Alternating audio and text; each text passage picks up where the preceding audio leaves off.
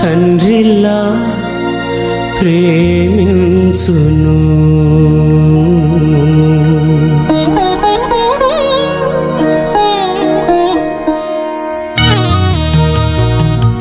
తల్లిలా లాలించును, తండ్రిలా ప్రేమించును.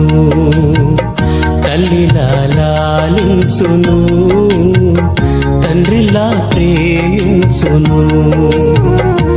ముదిమి వచ్చు వరకు ఎత్తుకుని ముత్తాడును, సంక పెట్టుకొని కాపాడును యేసయ్యా. తల్లిలా లాలించును, తండ్రిలా ప్రేమించును. తల్లిలా లాలించును, తండ్రిలా ప్రేమించును.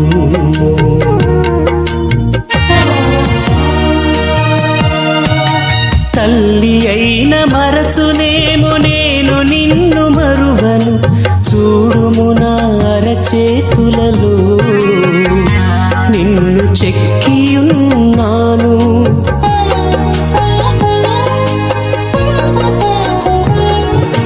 తల్లి అయిన మరచునేమో నేను నిన్ను మరువను, చూడుము నా అరచేతులలో నిన్ను చెక్కియున్నాను.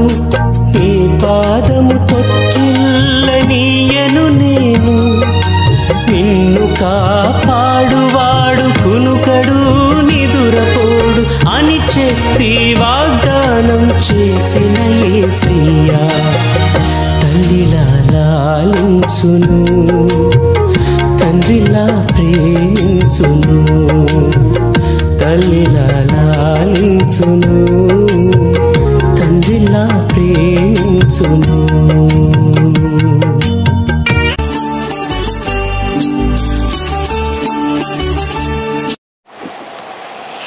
ధనాపేక్ష సమస్తమైన కీడులకు మూలం. అది ఆశించి కొంతమంది విశ్వాసము నుంచి తొలగిపోయి తమ్ము తామే పొడుచుకొని చచ్చారంట. నేను క్రైస్తవ్యంలో కూడా ఒక 4-5 సంవత్సరాల కిందట క్రైస్తవులకు మాయిదార్ రోగం వచ్చింది. ఆ రోగం పేరేంటో తెలుసా? హిమ్. విన్నారా మీరు? హిమ్ అని హెవెన్లీ ఇంటర్నేషనల్ మినిస్ట్రీస్ అని ఒక పెద్ద ఆయన పెట్టి నెల్లూరు జిల్లాలో లేండి. దాని వెనక నేపథ్యం చెన్నైలో ఉందిలేండి. మీరు కానీ 10,000 కట్టారనుకోండి, మీరు సంవత్సరం లోపు 60,000 తీసుకుందరు కానని క్రైస్తవులతోనే డబ్బులు కట్టించేశారు. ఈ క్రైస్తవులు వాళ్ళ బంధువులను హిందువులతో కూడా డబ్బులు కట్టించేశారు. 10,000 కడితే సంవత్సరానికి ఎంత వచ్చింది? 50,000 కలిపితే 60,000 వచ్చిందట. మరి ఇదేం మారుబడి బిజినెస్ నాకు తెలియదు. చాలా బాగా వాక్యం చెప్పే ఆయనే దీనికి అధినేతగా ఉండి మా ప్రాంతాలకు వచ్చి తగ్గట్టించేశాడు డబ్బులు. ఆ డబ్బులని తీసుకుపోయాడు. తర్వాత ఏమో బోర్డు తిరిగేశారు.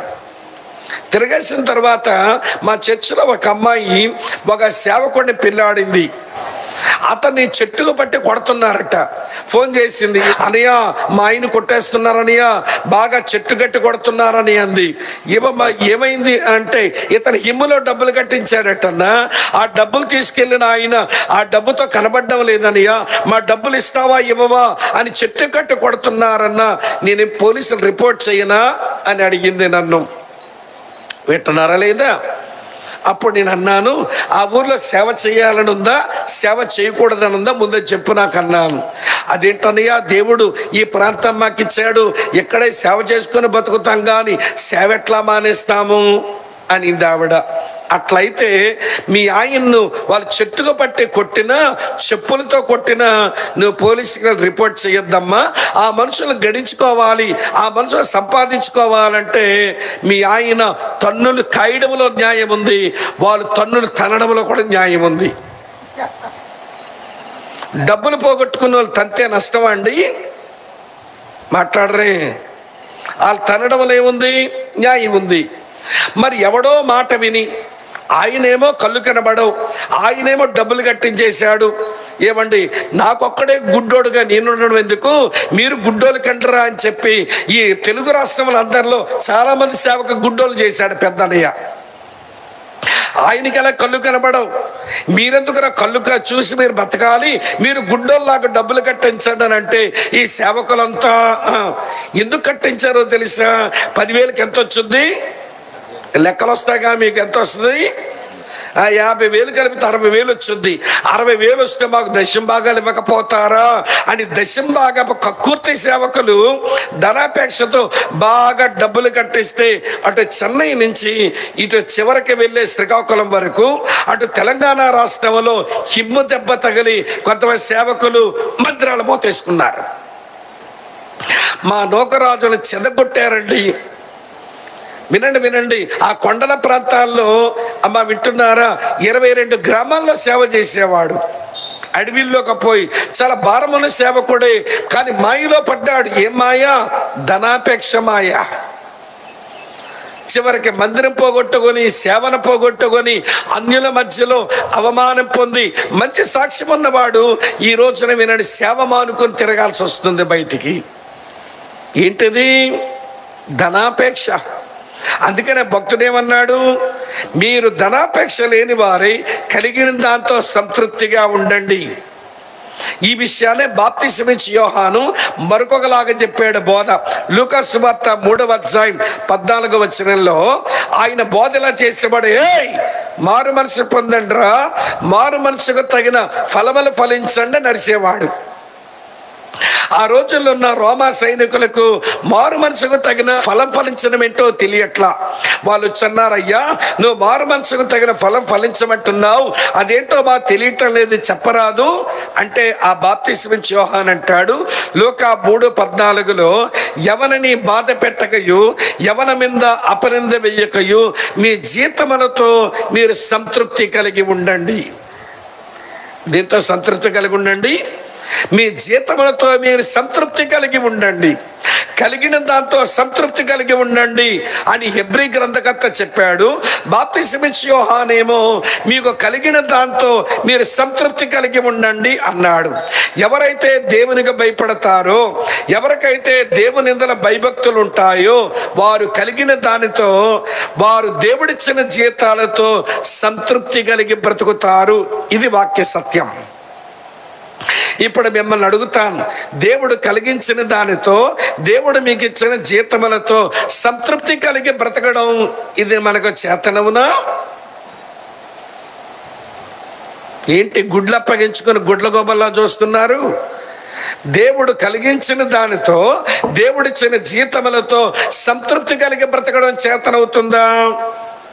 పౌలు భక్తుడు తన అనుభవం ఒక దగ్గర ఇలా రాశాడు. ఫిలిప్పీలకు రాసిన పత్రిక 4వ అధ్యాయం 11వ వచనంలో ఇలా ఉంటుంది. ఫిలిప్పీ 4:11 ఏమన్నాడు ఆయన?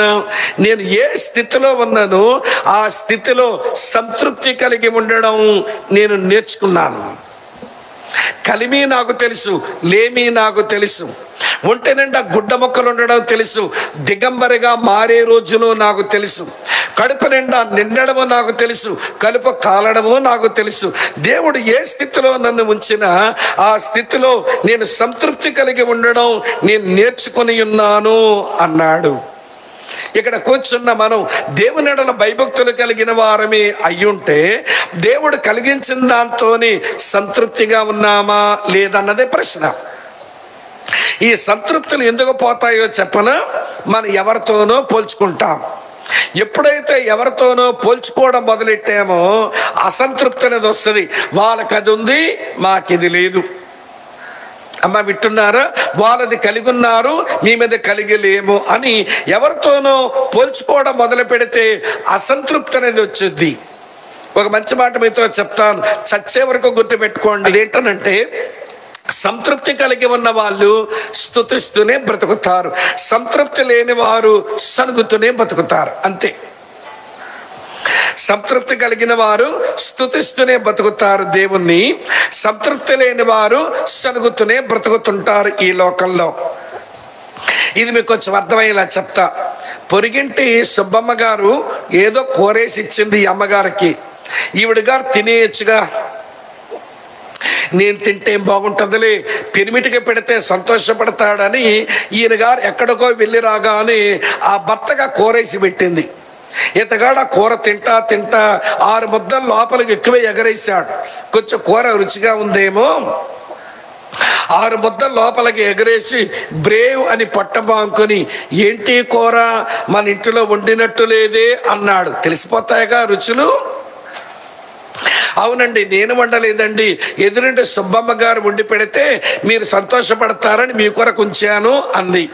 ఇప్పుడు అంటాడు ఇతగాడు, అబ్బా సుబ్బమ్మ గారు ఎంత బాగుండారో, నీ ముఖానికి ఎప్పుడైనా ఇలా వండడం వచ్చా అంటే వాడు భార్య వంటకం మీద ఏమొచ్చింది?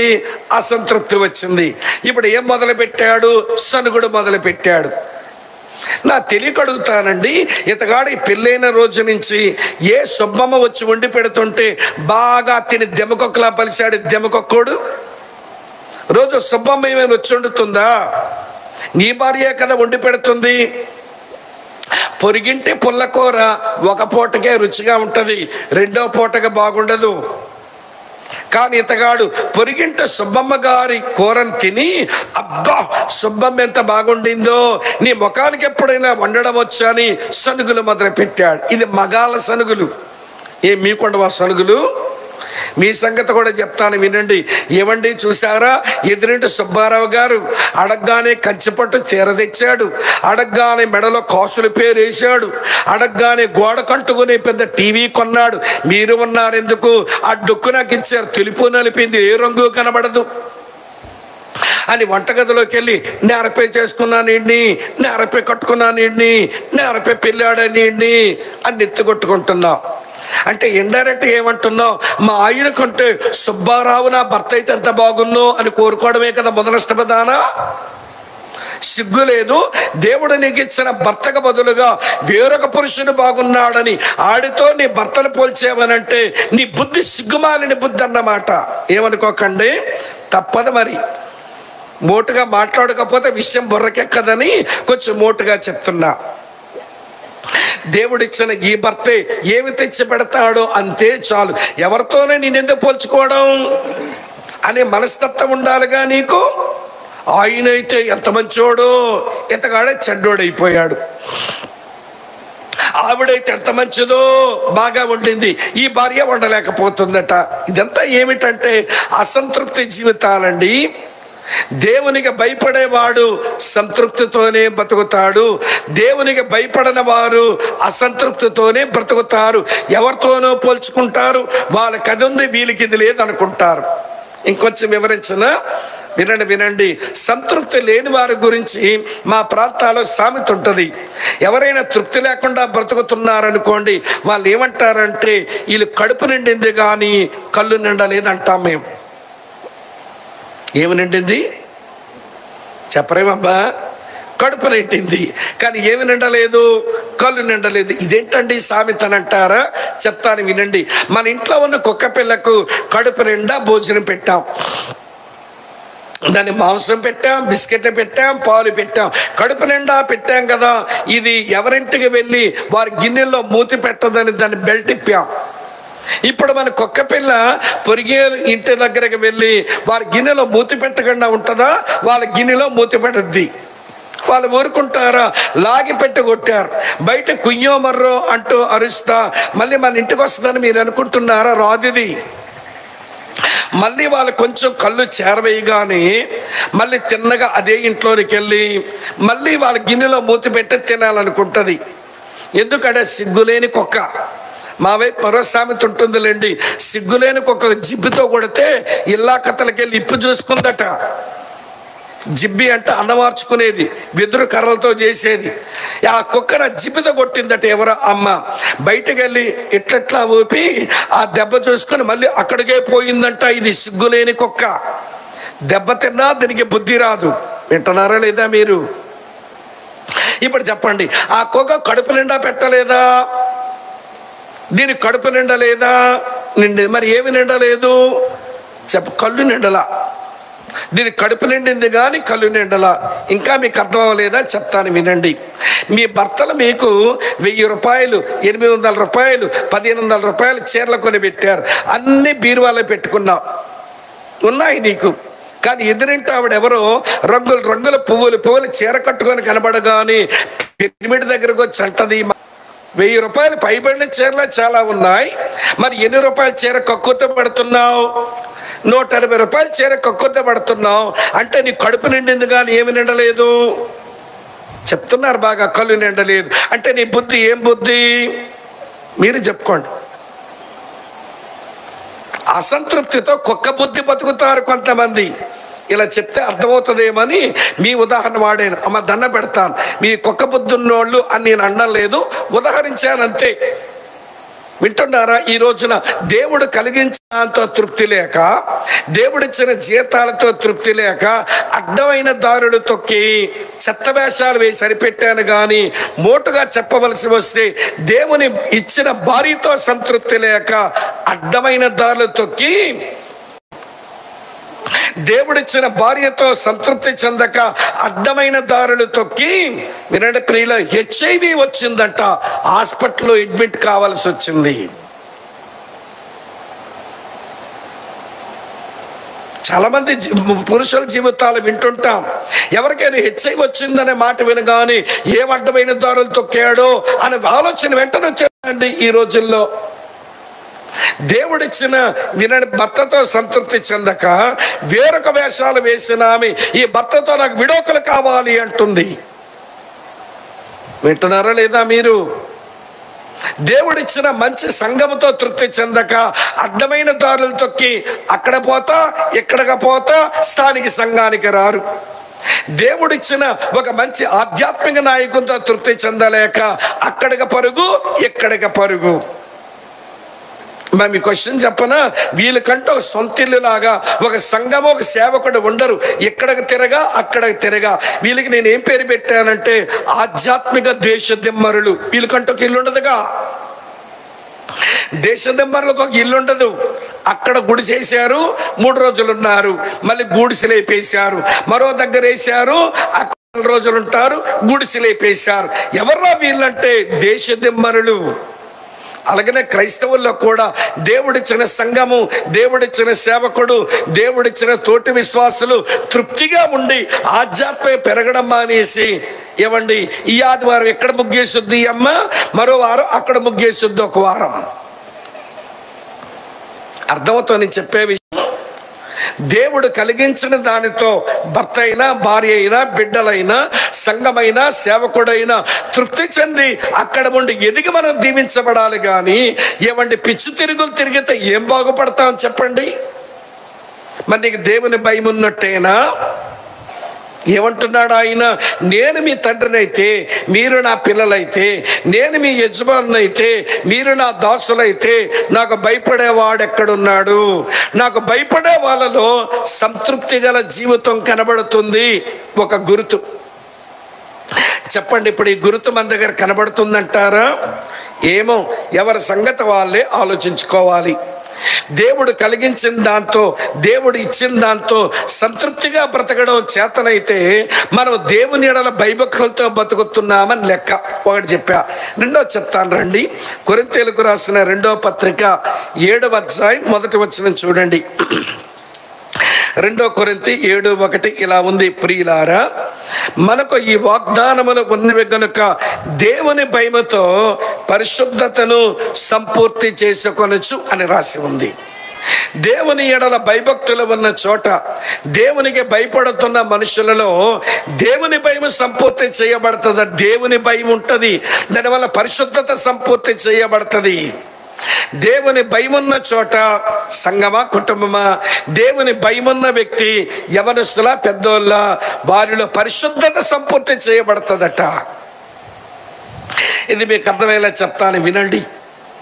నేను ఒక ఊర్లో ఇలాగే వాక్యం చెప్పడానికి వెళితేను, మగపిల్లలు నా ఎడమ చేతి వైపు ఉన్నారు, ఆడపిల్లలు నా కుడివైపు ఉన్నారు. నేను వాక్యం చెప్పుకుంటూ పోతున్నా, నేను చూస్తూనే వాక్యం చెప్తానుగా, నేను గమనిస్తుంటే ఒక పిల్లాడు ఏదో రాసుకుంటూ కనబడ్డాడు.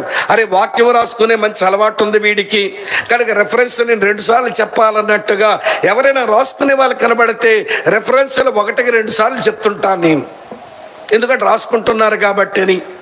వీడేదో రాసుకుని కనబడితే వాక్యం భలే రాసుకుంటున్నాడు అనిపించి నేను వాక్య రెఫరెన్సులు 1-2 సార్లు చెప్తున్నాను. వీడు రాసి రాసి ఆ కాగితం వెనకాలన్నోడికి ఇచ్చాడు.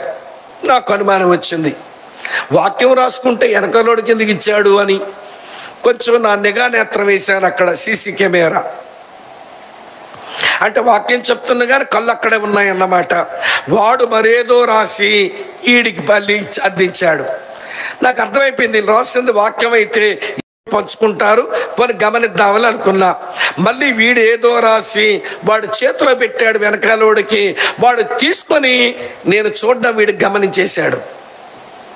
వాడు చిన్నగా ఆ కాగితాన్ని నిలిపేసి, అమ్మ వాక్యం అంతా అయిపోయిన తర్వాత ప్రార్థన చేసుకుందాం అనగాని నెమ్మదిగా లేచి నిలబడి అక్కడ కిటికీ దగ్గరికి వెళ్ళి బయట ఇసిరేసాడు కాగితం. అది నాకు కనబడింది.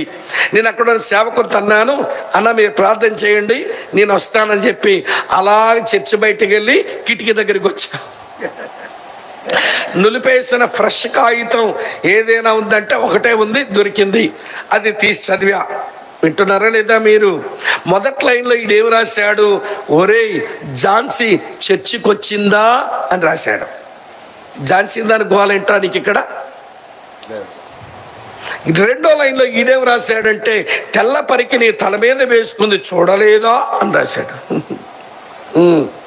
ఈడు మూడో లైన్లో ఏం రాశాడంటే మన ఊర్లోకి వచ్చిన ఒరియా వాళ్ళ ఇంట్లో ఉన్న 3 ఇంట్లో తెల్లది నాదే, నల్లవి 2 నీవే అని రాశాడు.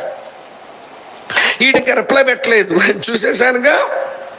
సరే అది పట్టుకొని పాస్టర్ గారితో చెప్పాను, అన్న వాళ్ళిద్దరిని ఉండమనండి కొంచెం మాట్లాడతానన్నాను. ఆ సేవకుడు వాళ్ళిద్దరిని ముంచాడు. నేను బాబు నిలబడండి, ఏంట్రా మీరు రాసుకుంటున్నారన్నాను. ఏమి లేదన్నయ్యా అంటున్నారు వీళ్ళు. మొదటోడు భలే దబాయిస్తున్నాడు నన్నే, రెండోవాడు కొంచెం తడపడాయిస్తున్నాడు. నేను చూసానని నాకు అర్థమైపోయిందిగా, అందుకే వాడు కొంచెం ఆగాడు. కానీ మొదటోడు కొంచెం మేమే రాసుకోలేదన్నయ్య అంటున్నాడు. నిజం చెప్తారా, విషయాల బట్టబయలు చేయమంటారా అన్నా. నేను అర్థమైపోయింది వెనకాలోడికి. అన్న ఇటు రాసిందని రెప్లైలు పెట్టానన్నా అన్నాడు. వాడు రాసిన దానికి ఏం పెట్టాడంట, రెప్లైలు పెట్టాడంట. చెప్పరా ఇప్పుడనంటే తలదించేశారు. అడిగాను ఎవరా ఝాన్సీ అన్నాను. వింటున్నారా, ఆ ఊరి కొత్తగా ఉద్యోగానికి వచ్చారు. ఆయన ఆర్ఐగా పనిచేస్తున్న రెవెన్యూ ఇన్స్పెక్టర్. వాళ్ళ కూతురు ఉందట, బాగా చదువుద్ది, అందమైన పిల్ల.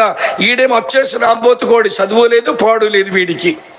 వీడు రాసేవాడు ఝాన్సీ చర్చికి వచ్చిందా, దాని గోలెందుకురా నీకు.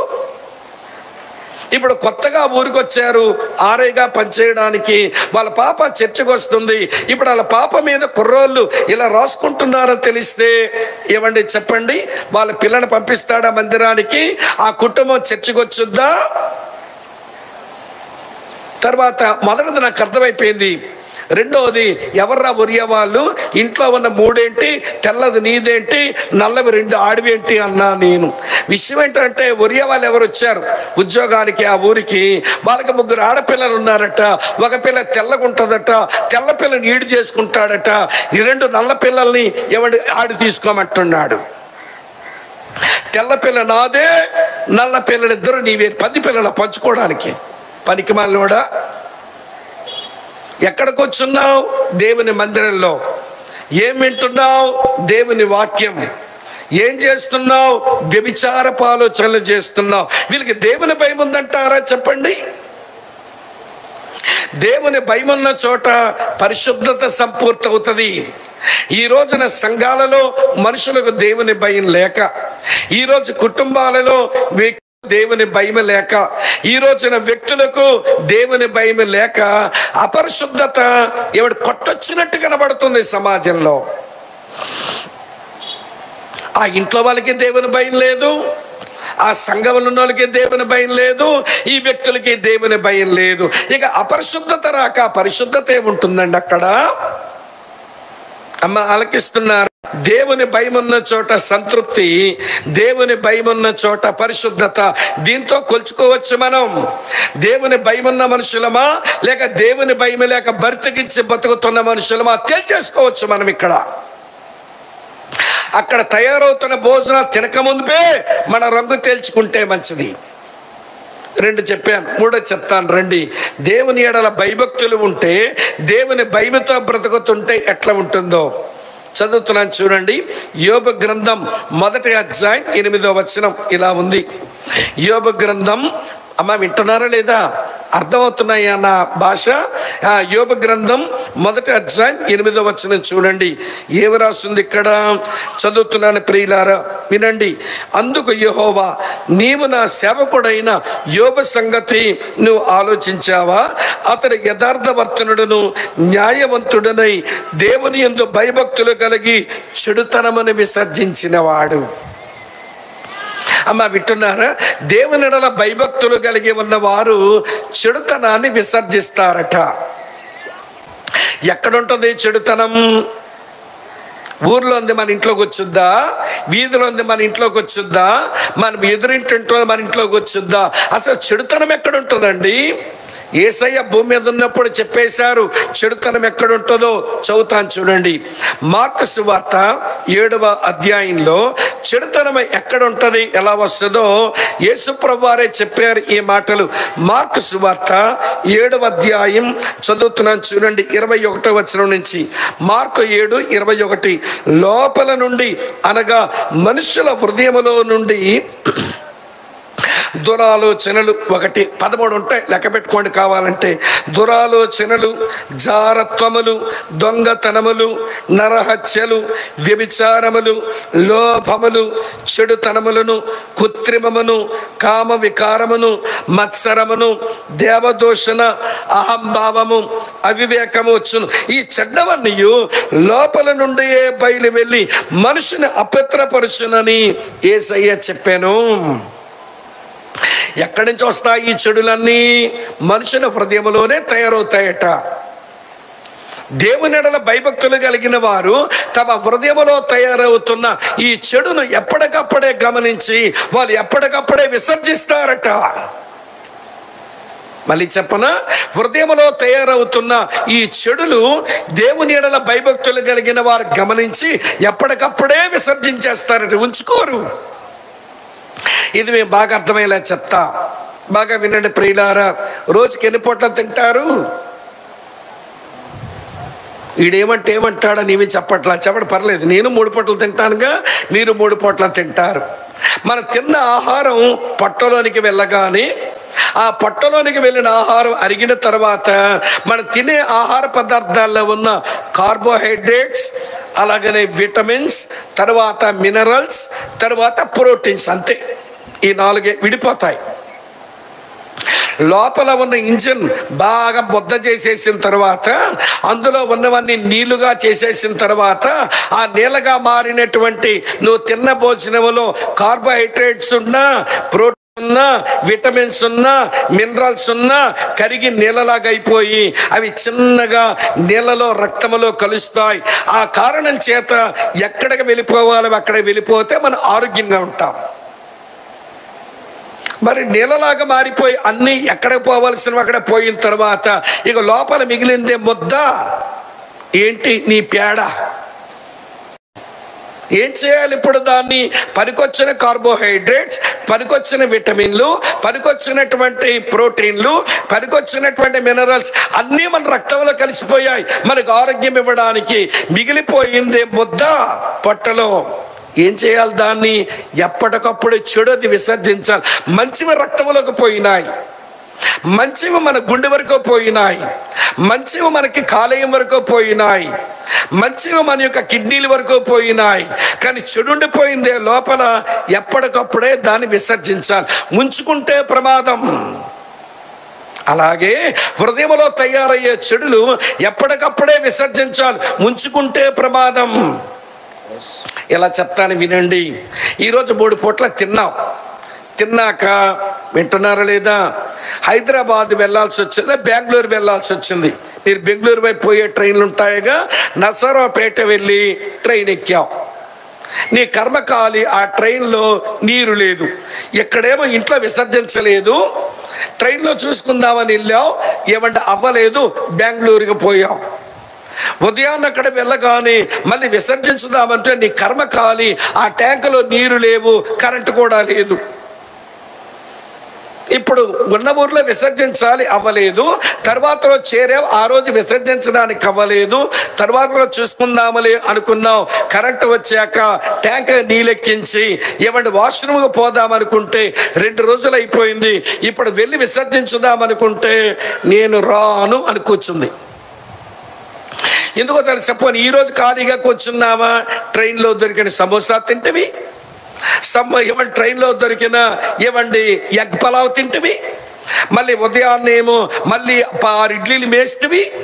ఏమండి ఆ రోజు తిన్నది, ముందు రోజు ఊర్లో తిన్నది, మొత్తం అంతా తయారైన చెడు ఉందే, ఇప్పుడు విసర్జించుదామనుకుంటే నేను బయటికి రానని కూర్చుంది. ఎందుకు కూర్చుందంటే దాంట్లో ఉన్న నీటి శాతం తేమ ఎగిరిపోయింది. ఆ కారణం చేత పొట్టలో రోలులాగా అయిపోయింది. ఇప్పుడు బయటకు రావడంలా, అది బయటకు రావాలంటే ఎనీమా చెయ్యాలి. బయటకు రావాలంటే డొల్కలక్స్ అనే టాబ్లెట్ని ఏమండి ఆ కన్నం దగ్గర పెట్టుకోవాలి. ఆ డొల్కలక్స్ టాబ్లెట్ కన్నం దగ్గర పెడితే బయటకు వచ్చింది. లేకపోతే సబ్బు నీళ్ళతో నీకు ఆ కన్నం నుంచి లోపలికి పొడిచి ఆ సబ్బు నీళ్ళు వదిలితే బయటకు వచ్చింది. ఎనీమా చెయ్యాలి. అప్పుడు ఆ రోగానికి ఏం పేరు పెట్టారో తెలుసా? వైద్య భాషలో మలబద్ధకం అన్నారు. ఏంటమ్మా దాని పేరు? మలబద్ధకం. ఇంగ్లీష్లో ఏమన్నారంటే కాన్స్టిపేషన్ అంటారు. ఎప్పుడు తయారైన చెడు అప్పుడే విసర్జించకపోతే మలబద్ధకం అనే రోగం వచ్చుద్ది. అది శరీరానికి పొట్టలో తయారైన చెడు ఎప్పటికప్పుడే విసర్జించకపోతే మలబద్ధకం అనే రోగం వచ్చుద్ది. ఈ రోజున దేవుని పిల్లలు మన హృదయంలో తయారైన చెడు, ఎప్పుడు తయారవుతున్న చెడు అప్పుడే బయటికి వదలకపోతే నీకు ఆధ్యాత్మిక మలబద్ధకం అనే రోగం వచ్చుద్ది. దేవుని భయం ఉన్నవారు ఎప్పుడు తయారవుతున్న చెడు అప్పుడే విసర్జిస్తుంటారు. దేవునికి భయపడని వారు ఈ చెడులన్నీ లోపల పెట్టుకుని ఉంచుకుంటారు. వీళ్ళకి ఆత్మ సంబంధమైన మలబద్ధకం అనే రోగముతో మిగిలిపోతారు. ఈరోజు క్రైస్తవులకు జబ్బేంటనంటే ఆధ్యాత్మిక మలబద్ధకం. దేవుని భయం లేక హృదయంలో తయారవుతున్న చెడులు, ఎప్పుడు చెడులు అప్పుడే విసర్జించగా అవి లోపల ఉంచుకున్న కారణం చేత ఆధ్యాత్మిక మలబద్ధకం అనే రోగంతో బ్రతుకుతున్నాం మనం. కనీసం ఈ రోజన్నా చూద్దాం, హృదయంలో తయారవుతున్న చెడు ఎప్పటి చెడులు అప్పుడే విసర్జిస్తున్నామా, ఉంచుకుంటున్నామా? దేవునికి భయపడుతున్నావా, దేవుని భయం లేక బ్రతుకుతున్నామా? దేవునికి భయపడేవారు సంతృప్తి కలిగి బ్రతుకుతారు. దేవునికి భయపడేవారు పరిశుద్ధ జీవితం జీవిస్తారు. దేవునికి భయపడేవారు తయారవుతున్న చెడు విసర్జించుకుంటారు. లేకపోతే ఆధ్యాత్మిక బలబద్ధక రోగంతో మిగిలిపోతారు. అమ్మ అర్థమవుతుందా, వ్యర్థమవుతుందా? 4వ చెప్తాను రండి. 4వది ఇలాగుంది. సామెతల గ్రంథం మళ్ళీ 8వ అధ్యాయం 13వ వచనం చూడండి. ఇవి ప్రతి క్రైస్తవుడు విని ఆలోచించి అవలంబించవలసిన క్రియాశీలక పాఠాలు. బాగా వినండి. సామెతల గ్రంథం 8వ అధ్యాయం 13వ వచనం చదువుతున్నాను చూడండి. సామెతలు 8:13లో యెహోవా యందు భయభక్తులు కలిగి ఉండుట చెడుతనమును అసహించుకొనుటయే అని రాస్తుంది. విసర్జించవలసిన చెడు వేరు, అసహించుకోవలసిన చెడు వేరు. యోబేమో యెహోవా యందు భయభక్తులు కలిగి లోపలను చెడు విసర్జిస్తున్నాడట. సొలొమోను చెప్తున్నాడు, యెహోవా యందు భయభక్తులు కలిగి బయట ఉన్న చెడును ఎవడు అసహించుకోమంటున్నాడు. అమ్మ వింటున్నారు? ఇది కూడా అర్థమయ్యేలా చెప్తాను. మోడీ లాంటి వాళ్ళు 10 మోడీలు వచ్చినా ఈ దేశానికి స్వచ్ఛ భారత్ స్వచ్ఛ భారత్ స్వచ్ఛ భారత్ అని ఎంత అరిసినా మన పల్లెట గ్రామాలకు వెళ్ళి చూస్తే ఊరి ఎంట్రన్స్ లో హాయ్ రండి అని పలకరిస్తాయి కొన్ని. ఊరు పొలిమేరలోకి వెళ్ళగానే బాయ్ వెళ్ళి రండి అని వేడుకోలు పలుకుతాయి కొన్ని. ఏంటో చెప్పనా, కొన్ని పచ్చిగా ఉంటాయి, కొన్ని ఎండిపోయి ఉంటాయి. కొన్ని పచ్చిగా ఉంటాయి, కొన్ని ఎండిపోయి ఉంటాయి. ఏంటది? బయటపడిన మానవ పేడలు. అర్థమైందా మీకు? లోపలున్న చెడు విసర్జించు, బయట ఉన్న చెడు అసహించుకో. ఎవరో వదిలేసిన మానవ పేడలు కనబడుతున్నాయి ఊరి పొలిమేరల్లో, అక్కడికి వెళ్ళి అబ్బా ఎంత మంచి వాతావరణమో అనుకుని కూర్చుంటారు కుర్చీ వేసుకుని. అక్కడ రుమాలేమో ముక్కు మీద పడుద్ది, నోట్లో అంటావు, గబగబా నడిచిపోతావు. ఎందుకు? అది అసహ్యం వేస్తుంది. లోపల ఉన్న చెడు విసర్జించాలి, బయట ఉన్న చెడు అసహించుకోవాలి. ఈ రోజున బయట బోల్డ్ అంతా చెడు ఉంది, అసహించుకోవడం నీకొచ్చా? చెప్పరా? బయట ఉన్న చెడు ఏంటో? లంచగొండితనం. ఏమండి, దాన్ని అసహించుకోవడం వచ్చా? అసహించుకోవడం రాదు. కానీ ముందు మన పనులు అవ్వడానికి బాబు ఫార్మాలిటీస్ ఏమైనా ఉంటే మేము ఇచ్చేస్తాం, కొంచెం మా పని చేసేయండి అంటాం. కానీ లంచగొండితనం అది నేరం, దేవుని వాక్యానుసారం అది చెడ్డది, మేము లంచం ఇవ్వం అని మనం కూర్చోం. అడిగేవాడు వాడు అనుమానించడు, ఇచ్చే మనం కూడా ఒక్క నిమిషం ఆగకుండా లంచాలు ఇచ్చి పని చేసుకుంటాం. అందుకే ఈ దేశంలో పైనున్న మంత్రుల దగ్గర నుంచి కింద ఉన్న బిల్ల బంట్రోత వరకు ప్రతి వాడు లంచగొండలే ఈ దేశంలో. అంతెందుకండి, మా పేషెంట్ ఉన్నారండి ఒకసారి చూసొస్తామనంటే హాస్పిటల్ గేటు దగ్గర హోమ్ గార్డ్ 10 రూపాయలు ఇస్తే వదులుతాడు మనల్ని. వింటున్నారా? సర్టిఫికేట్ మనం చేయించుకొని అక్కడ బంట్రోతో సీల్ వేయించుకోవాలంటే మళ్ళీ లంచం ఇవ్వకపోతే పని అవ్వదు. అమ్మా వింటున్నారా లేదా ఈ మాట? అసహించుకోవలసిన లంచగొండితనాన్ని నెత్తిని పెట్టుకొని ఊరేగుతుంది ఈ దేశం. ఈ దేశానికి దేవుని భయం ఉందంటారా? సరే వదిలేసేయండి. దేవుని వాక్యమైన దేవుని పిల్లలమైన మనం లంచగొండితనానికి ఆజ్యం పోస్తున్నామే. ఏమంటే మనం ఏమైనా దేవుని భయం ఉన్న మనుషులమేనా? ఆ మధ్య పేపర్లో చదివా, 30,000 రూపాయలు లంచం తీసుకుంటున్న ఏఈ గారైన అబ్రహాము ఏసీబీ వాళ్ళకు దొరికిపోయాడంట. ఏం పేరు చెప్పరేమమ్మా? ఏం పేరమ్మా? అబ్రహాం గారు. ఎవరంట ఆయన? అసిస్టెంట్ ఏమంటే ఇంజనీర్ గారు, ఎలక్ట్రిసిటీ డిపార్ట్మెంట్. ఎంత తీసుకుని దొరికాడంట? 30,000 తీసుకుని దొరికాడంట. ఎవరు పట్టేసుకున్నారు? ఏసీబీ వాళ్ళు పట్టేసుకున్నారు.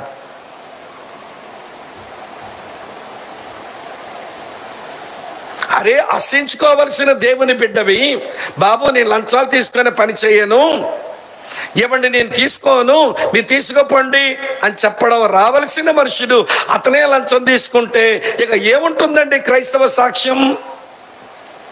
మా విశాఖపట్నంలో జూలియస్ అనే ఒక అన్నయ్య గారు ఉండేవాళ్ళు. ఆయన కస్టమ్స్ కమిషనర్గా బెంగళూరులో రిటైర్ అయినారు. మా దగ్గర ఉన్నప్పుడు కస్టమ్స్ ఆఫీసర్ ఆయన.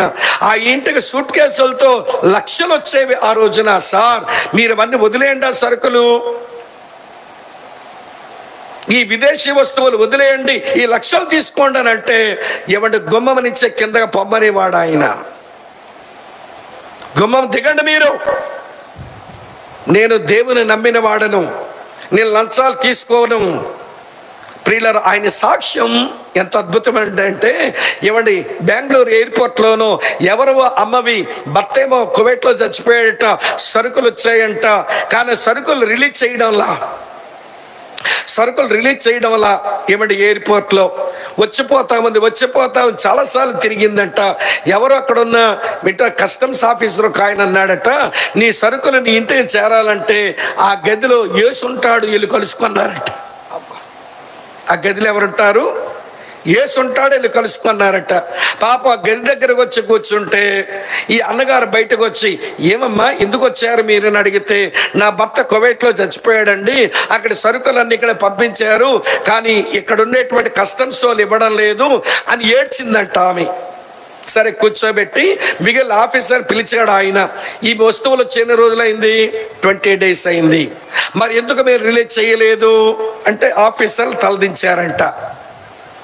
దించుదన్నాడట, నేను మీకు ఒక 2 hours టైం ఇస్తున్నాను, ఆమె వస్తువులు ఏమేమి వచ్చాయో ఆమె దగ్గర లెక్క మీ దగ్గర లెక్క చూసి మీరు 2 hours మీరు వెహికల్ కట్టించి ఆ వెహికల్కి మీరే డబ్బు పెట్టండి, ఎందుకంటే ఇన్నిసార్లు తిప్పారు కాబట్టి పంపించండి వ్యాన్లో సరుకులని, నేను ఇక్కడ ఆఫీసులో కూర్చుంటాను అని తిట్టి పంపిస్తే ఆవిడ బయటకు వచ్చి, నువ్వెందుకమ్మ అక్కడికి వెళ్ళేవని అడిగారంట. ఎవరో చెప్పారండి యేసు అక్కడ ఉంటాడు అని, నేను వెళ్ళాను యేసుకు చెప్పుకున్నాను అందట. 2 hours సరుకులన్నీ కంటే పంపించే ముందు, అయ్యా యేసు గారు మీకు వందనాలంటే, నా పేరు యేసు కాదమ్మా, నా పేరు జూలియస్ అన్నాడట. అంటే మీ పేరు యేసు అని చెప్పారండి అందట. అంటే ఆఫీసర్లో కొంతమంది అతను ఏమని పిలుస్తున్నారు, ఒక యేసు వచ్చేస్తున్నాడని పిలుస్తారట. అంత నీతిగా అంత నిజాయితీగా బ్రతుకుతాడు. లంచగొండతనానికి తన దగ్గర చోటు లేదు. అలాంటి గొప్ప రోజులు ఈ దేశానికి ఎప్పుడు వస్తాయి? యేసు నమ్మినోలైనా ఈ చెడుతనము లంచగొండతనాన్ని ఆశించుకోవడం మనకైనా వస్తే ఈ దేశంలో ఏమైనా నీతి జాతి ఉంటుంది ఈ దేశస్తులకి.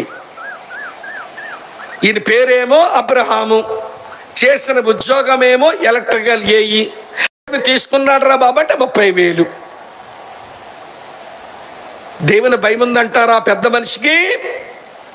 లోకములో ఉన్న చెడు లంచగొండుతనం ఒకటి చెప్పి వదిలేస్తాను అనుకుంటున్నారేమో, ఇంకా ఉన్నాయి చెడులు చెప్పనా? లోకములో ఉన్న చెడు కులతత్వం, దాన్ని నశించుకోవడం వచ్చా?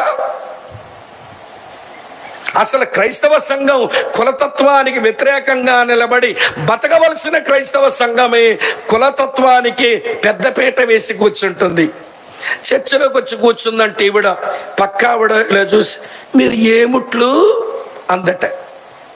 నీకెందుకు అది ఏ ముట్లు అయితే? నీ ముట్లు తగలయ్యా పనికి మాలిందానా? ఏ ముట్లు? ఈ ముట్లయితే కలిసి సావాసం చేస్తుంది, వేరొక ముట్లయితే సావాసం చేయదేమో. మరి ఒకే రొట్టె ఎందుకు విరుస్తావు?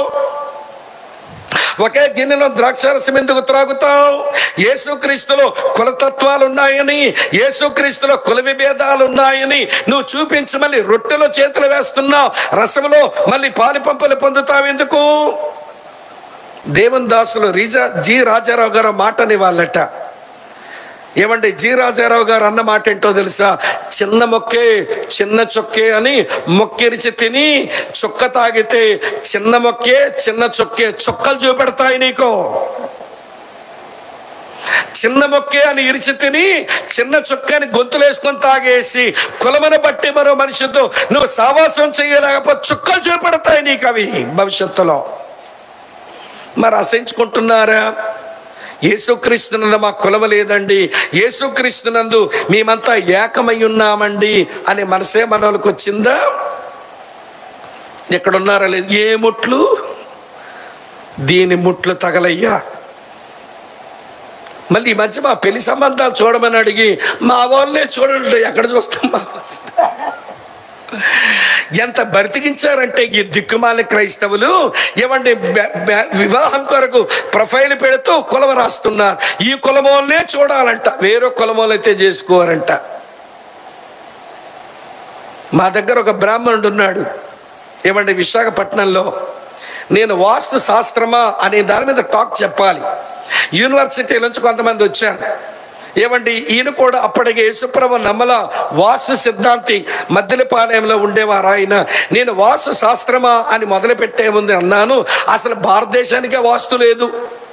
ఉత్తరాన తేలిగ్గా ఉండాలి, ఉత్తరాన మన హిమాలయ పర్వతాలు ఉన్నాయి, ఇండియాకే వాస్తు లేదురా నాయన, వాస్తు శాస్త్రం కాదు అని ప్రియులారా డయాగ్రాములన్నీ వేసి ఎటువైపు ఎత్తు ఎటువైపు పల్లం ఎందుకు పెడతారో చెప్పి, ఇది వాస్తు శాస్త్రం కాదు, ఇది దెయ్యాలను ఆరాధించే ఒక విధానం లోపల ఉందని చెప్పేసిన తర్వాత అప్పటికి ఆయన వాస్తు సిద్ధాంతే. తన భార్య నా దగ్గరకు వచ్చి, మేము చేసినవన్నీ మొత్తం అంతా మీరు బొమ్మలేసి మరి చెప్పేశారండి, నేను తప్పు చేస్తున్నాను, ఇంకా ఎంతకాలమని నా కాలుకు దండాలు పెట్టించుకొని వాస్తులు చెప్పి నేను డబ్బు గడించుకుంటాను, నేను మానేద్దాం అనుకుంటున్నానండి, యేసే నమ్ముతాను, ఏం చేయమంటారు అన్నాడు. ఎవరు? వాస్తు సిద్ధాంతి. అక్కడ ఆయన మాట్లాడి వెళ్ళాడో లేదో, ఆయన మరొక ఆయనకు అప్పగించా, కొంచెం సువార్త మాటలు చెప్పా. మరొక ఆయన వచ్చాడు, ఈ సేవకుడు ఏంటంటే ఎంత గట్టిగా చెప్పారు వాస్తు మీద, దేవుడు బైబిల్ వాస్తులు పెట్టాడు కదా అన్నాడు. ఎక్కడ పెట్టాడండి అన్నాను. దేవుడు నోవా ఓడ లెక్కలు చెప్పాడుగా, ప్రత్యక్ష కూడా లెక్కలు చెప్పాడుగా అన్నాడు. నేను అన్నాను, సార్ మీరు ఏమనుకోకండి పాస్టర్ గారు, మీకు వాస్తు తెలియకపోతే తెలియపోయింది, బైబిల్ తెలియపోవడం చాలా విచారం. మళ్ళీ మీరు సేవకులు అయ్యారు, అది వాస్తా అండి?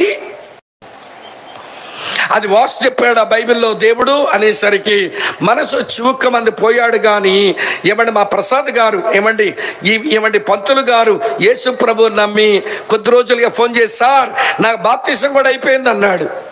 పురి బాబు ఎంత స్పీడ్గా ఉన్నాడు ఈ పెద్ద మనిషి అనుకున్నాను. పంతులు వాస్తు సిద్ధాంతి వదిలేసుకున్నాడు. వదిలేసిన తర్వాత ఏమండి మా అబ్బాయికి పెళ్లి చేయాలనుకుంటున్నామండి అన్నాడు. మంచిదండి ప్రార్థన చేయండి అని అంటే, ఎవరైనా మా అబ్బాయికి పెళ్లి చేసుకుంటామండి, క్రిస్టియన్ అయితే చాలు, మారు మనసు పొందితే చాలు అన్నాడు. పంతులండి మొత్తానికి ఒక షెడ్యూల్ కులానికి చెందినటువంటి అమ్మాయిని కోడల పిల్లగా తెచ్చుకున్నాడు. కులానికి అతీతంగా వినండి, ఎవరైనా పెళ్లి చేసుకుంటారండి మా అబ్బాయికి అని అలా పెళ్లి చేసుకొని యేసుక్రీస్తునందు కులాలు ఉండకూడదు అని పంతులు చెప్తున్నాడు. ఈ దరిద్రమేటో కానీ ఇంకా కులాలు పట్టుకొని ఊగిసలాడుతున్నారు. చర్చిల్లో కూర్చుని ఇలా చూసి ఏముట్లు బొగ్గపాటు పడాలి పనికి మాలిన దానికి. వాళ్ళు ముట్లు కాకపోతే సావాసం చేయదు మళ్ళీ ఆవిడతో. వందనాల కంటే కూడా వందలు అనుకుని పోతుంది. ఏం మారారండి? ఏమి దేవుని ఎట్లా భయభక్తులు ఉన్నాయి చెప్పండి. ఇలా అంటే మన వాళ్ళకి ఒళ్ళు మండుతుంది. కులతత్వం లోకములో ఉన్న చెడు. మూట మాట చెప్పమంటారా? పెద్ద ఆయన అన్నాడు, క్రైస్తవులు 2 కులాల మధ్య పోట్లాడుకుంటే ఆ దెబ్బలాట తీర్చడానికి వచ్చన్నాడట ఆ పెద్ద మనిషి. కులము నేను విసర్జించిన మలము, ఈ క్రైస్తవులు ఎందుకో నాలుగుతో నోకుతున్నారు అన్నాడు. కులము నేను విసర్జించిన మలము, నా టాయిలెట్, దాన్ని నాలుగుతో నాక్కుంటారేంట్రా మీరు అన్నాడట. అసహించుకోవలసిన చెడును పెంచి పోషిస్తుంటే మనకు దేవుని భయం ఉందని ఎట్లా అనుకోమండి? ఎక్కడున్నారా లేదా? లంచగొండుతనం బయటున్న చెడు, కులతత్వం అది బయటున్న చెడు. అసహించుకోవలసింది, మనం దాన్ని స్వాగతించకూడదు. మూడో చెప్పన, ఇది అస్సలు మీకు నచ్చదు. మూడోది ఏంటో తెలుసా? వరకట్నం, ఇది బయటున్న చెడు. వరకట్నం ఇది బయటున్న చెడు. కొడుకు సంబంధం చూడడానికి వెళ్ళి, పెళ్లి చూపులకు వెళ్ళి, అమ్మ వింటున్న అబ్బాయి తల్లి మెడంతా ఎలా తిప్పుతుంది, ఏదో జిరాఫీ మెడ తిప్పినట్టు. ఏమిట్రా మెడలు తిప్పుతుందంటే, ఇంటిని బట్టి ఎంత అడుగొచ్చో లెక్కేసుకుంటుంది అన్నమాట. దొంగమకం. ఇల్లు చూసి ఎంత కట్నం అడగొచ్చో లెక్కలు కడుతుందన్నమాట. అయిన తర్వాత అంటే, పాప నీ పేరేంటి, ఏం తెలియకుండా వచ్చావు ఇంటికి ఎక్కడికి. ఈ రోజుల్లో అమ్మాయి తోలక పేరు వివరాలు అన్ని మొత్తం పెడుతున్నారుగా. ఏమి తెలియనట్టు పాప నీ పేరేంటి అని అడుగుతుంది. పేరు తెలుసుకోవడానికి కాదు, ఈ పిల్ల ఏమైనా నత్తిపోకూడైతే తెలుసుకుందామని దొంగ మొకంది. మాట్లాడడం వల్ల నత్తుంటే తెలుసుకుందామని నీ పేరు చెప్పమ్మా అంది. పేరు విన్నాక కొంచెం మంచినీళ్ళు ఇస్తావా అని అడుగుతుంది. ఎవరు అందిస్తారుగా, పిల్ల అక్కడ కూర్చుంది కుర్చీలో, ఎవరు అందిస్తారు? కాదు నువ్వే తేవాలి నీళ్ళు. ఎందుకు అలా పంపించిందంటే, దీని కుంటుతనం ఏదైనా ఉంటే తెలిసేసుకుందామని. ఓసి మొదనత్త పత్త, ఎంత భయంకరమైన తెలివితేటలున్నాయే నీకు. పేరు అడిగింది, నీళ్ళు తెప్పించుకున్నాక మీ పెద్ద పాప పెళ్ళారట కదా, ఎంత ఇచ్చారు? వీళ్ళ దగ్గరున్న ఎత్తులండి, వీళ్ళ దగ్గరున్న జిమికలండి, ఓరి బాబోయ్ మరి వర్ణించలేమండి. తీరా అది కూడా వినేసిన తర్వాత, మరి మా అబ్బాయిని చదివించడానికి అంత అయ్యిందండి, పెళ్లి చేయాలంటే ఇంత అవుతుందండి, లెక్కలు చెప్తా ఉంటుంది. చెప్పాక పాప ఆ పిల్ల తాలూకు తల్లి ఏదో ఇంత ఇవ్వగలనమ్మా, అంత ఇచ్చుకోలేము, ఇంత ఇస్తామనంటే తక్కువైంది అనుకోండి, కొడుకు వైపు చూసండి, ఇంకా కూర్చున్నామంటారా, సిగ్గులేదు, ఇంకా కూర్చున్నాట లేపేస్తా. ఏమమ్మా నీకు పెళ్ళి అయినప్పుడు మీ నాన్న మీ ఆయనకి ఎంత ఇచ్చాడే తల్లి? ఏమమ్మా అత్తమ్మ ఒకప్పుడు కోడలికి వెళ్ళావని మర్చిపోయామే, నీ కళ్ళు నెత్తికెక్కాయి ఇప్పుడు. అప్పుడు నీ పెళ్ళికి మీ ఆయన వాళ్ళు అడుగుతుంటే నా పిల్లవదేమో, సేవకులు ప్రార్థన చేయండి, సంఘం ప్రార్థన చేయండి, ఇంతే ఇచ్చుకోగలం, ఇంతకంటే మా నాన్న దగ్గర లేదని అంత ఏడ్చి ప్రార్థనలు చేసి ఉపవాసం ఉన్నావే. ఇప్పుడు ఆడపిల్లల్ని ఇంటికి తెచ్చుకోవడానికి ఏం వేస్తున్నావే వేషాలు, మొదనష్టపత్త. ఒకప్పుడు ఒక ఇంటి కోడలికి వెళ్ళావని మర్చిపోయావు నువ్వు. ఇప్పుడు అత్త హోదా వచ్చింది, ఈ పిల్లాడి వలన ఎవడు కొంచెం తెచ్చేసుకుందామని ఏమి ఆకలో తెలియదండి. వాళ్ళు ఉందా, ఇచ్చారా, తీసుకో, నేను తప్పని చెప్పడం లేదు. వాళ్ళకుంది, ఇచ్చారు, తీసుకో, పర్వాలేదు. కానీ ఇస్తారా సస్తారా అని వాళ్ళ గుండె మీద కూర్చొని వాళ్ళు ఏడిపించి తీసుకుంటున్నావే, వాళ్ళ చెమట వాళ్ళ రక్తం నీ ఇంట్లో నిప్పుల్లో కురుస్తాయి. డబ్బులు తెచ్చుకో, లక్షలే తెచ్చుకుంటావో వేలే తెచ్చుకుంటావో, అవి నీ ఇంటిలో కురిసే నిప్పులైపోతాయి. నీ పిల్ల మీదకు అది శాపం కింద పరిగణించబడుతుంది. గట్టిగా చెప్తున్నానా? చెప్పకపోతే ఎట్లా? టీవీ నైనోడు వేస్తున్నాడు స్లోగన్, కట్నం అడిగిన వాడు తమ్ముడేంటి గాడిద. అడిగినోడు గాడిదైతే కట్నం ఇచ్చినోడు ఎవడు? అడ్డగాడిదేమో అమ్మాయి తండ్రి. అడిగినోడు గాడిద, ఇచ్చినోడేమో చెప్పండి అడ్డగాడిద. మధ్యలో మాలాంటి వాళ్ళు ఉండిప్పిస్తామే, మరి మేమెవరో కంచరు గాడిదిలం. అడిగినోడు గాడిద, ఇచ్చినోడు అడ్డగాడిద, ఇప్పించినోడు కంచర గాడిద. అసలు జీవము గల దేవుని సంఘములో గాడిద కుమారులే గాడిద కొడుకులు. గాడిద కొడుకులు తిట్టు కాదు ఇది. అరే వాళ్ళకుంటే ఇచ్చారండి, లేకపోయినా పర్వాలేదండి. నేను ఒక అమ్మని, అమాయకురాలండి ఆవిడ. ఏమండి ఆమెకు 2 కొడుకులు, కూతురు. ఏమండి కూతురు పెళ్లి చేసింది, 5 పైసల కట్నం ఇవ్వలేదు. దేవుని బిడ్డ వచ్చి పెళ్లి చేసుకున్నాడు, సంతోషం. కొడుకు పెళ్లి కొరకు మీకు విడ్డోరని చెప్పనా, ఆమె కోరుకుంటే ఏమండి 1 ఎకరం యాపిల్ తోట రాస్తారా లేదు. ఈవిడ కోరుకోవాలే కానీ 1 ఎకరం యాపిల్ తోట రాస్తారు. హిమాచలి అమ్మాయి. ఈవిడ అద్వానికి బంధువులు కూడా అవుతారంట, శర్మాజీ కుటుంబం. నేను కూడా వెళ్ళాను. అమ్మాయి తాలూకా నాన్నగారు హిమాచల్ టూరిజంలో పనిచేస్తుంటాడు, పెద్ద ఆయన, బాగా డబ్బులున్న వాళ్ళే. ఈవిడ అద్వానికి ఏదో బంధుత్వం కూడా ఉందని ఎవరో చెప్తే విన్నాను వాళ్ళ గురించి. సరే మొత్తానికి ఈ అబ్బాయి తల్లిని అడిగారట. అడిగాడు అమ్మాయి తాలూకా తండ్రి శర్మాజీ గారు, చెల్లెలా ఏమండి బెహన్ ఏం కావాలి మీ అబ్బాయికి ఇవ్వడానికి? మేము కట్నాలు బాగా ఇచ్చుకుంటాం మా సాంప్రదాయంలో, ఏం కావాలి నీకనంటే ఈ అమాయకురాలు అంటుందట, మీ పాప చాలా విలువైనదని అనుకుంటున్నాను. మీ దృష్టిలో, మా దృష్టిలో మీ పాప విలువైనది. మీ పాప కంటే విలువైనది ఏది అంటారా అందట. ఏంటమ్మా? మీ దృష్టిలో మీ పాప విలువైంది, మా దృష్టిలో కూడా అమ్మాయి చాలా విలువైనది. మీ పాప కంటే విలువైనది ఏది అని ఉంటే ఇవ్వగలరా అందట. అడిగేసరిగా గొత్తుకోమన్నాడు శర్మాజీ. మీరేమి ఇవ్వక్కర్లా, కట్టుబట్టలతో పంపించండి, మాకున్న దాంతో పెళ్లి చేసుకుంటాం, మీ దగ్గర మాకు అక్కర్లేదు. వీళ్ళేం పెద్ద ఉన్నోళ్ళేం కాదండి. మీ దగ్గరకు వచ్చాడు లాస్ట్ టైం రాజశేఖర్ అని అబ్బాయి ఒక మెడికల్ డాక్టర్ ఒక అమ్మాయిని పెళ్లి చేసుకున్నాడు. ఏమడిగేస్తాడో అబ్బాయి అని అడిగితే రాజశేఖర్ అన్నాడు, ఏమండి 5 పైసలు మీ దగ్గర నుంచి అక్కర్లేదు. ఈయన ఒక కంపెనీకి రీజనల్ మేనేజర్గా పనిచేస్తాడు, ఆ పిల్ల మెడికల్ డాక్టర్. దేవుని చిత్తమని పెళ్లి చేసుకున్నారు, 5 పైసలు కట్నం లేకుండా. ఈ రోజున కొడుకు పుడితే కొడుకు ద్వారా లక్షలు తెచ్చేసుకుందామని కట్నాలు కొరకు కక్కుర్తి పడేవాళ్ళు వీలా దేవునికి భయపడేవాళ్ళు. అది అసహించుకోవాల్సిన చెడు కదా. ఇస్తే తీసుకోండి, వాళ్ళ కొంత ఇచ్చారు, వాళ్ళ పిల్ల చాలా కాలం మీ ఇంట్లో బతకాలి కాబట్టి కృతజ్ఞత ప్రేమతో ఇచ్చారు, తీసుకోండి, నేను తప్పని చెప్పడంలా. కానీ ఇస్తారా సస్తారా?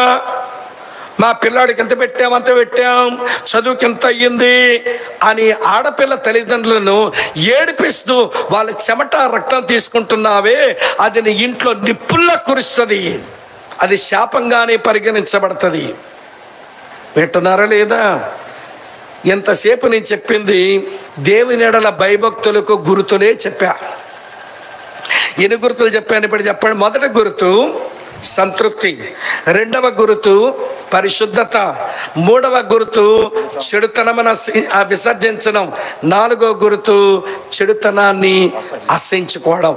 ఈ 4 గుర్తులు కనబడకపోతే మనకు దేవుని భయం ఉంది అనుకోవడంలో అర్థం లేదు. నేను మీకు తండ్రినైతే మీరు నా పిల్లలైతే, నేను మీ యజమానుడనైతే మీరు నా దాసులైతే, నాకు భయపడేవాడు ఎక్కడున్నాడు అంటే, దేవా గొరిజిబోలు మీటింగ్లో కూర్చున్నా,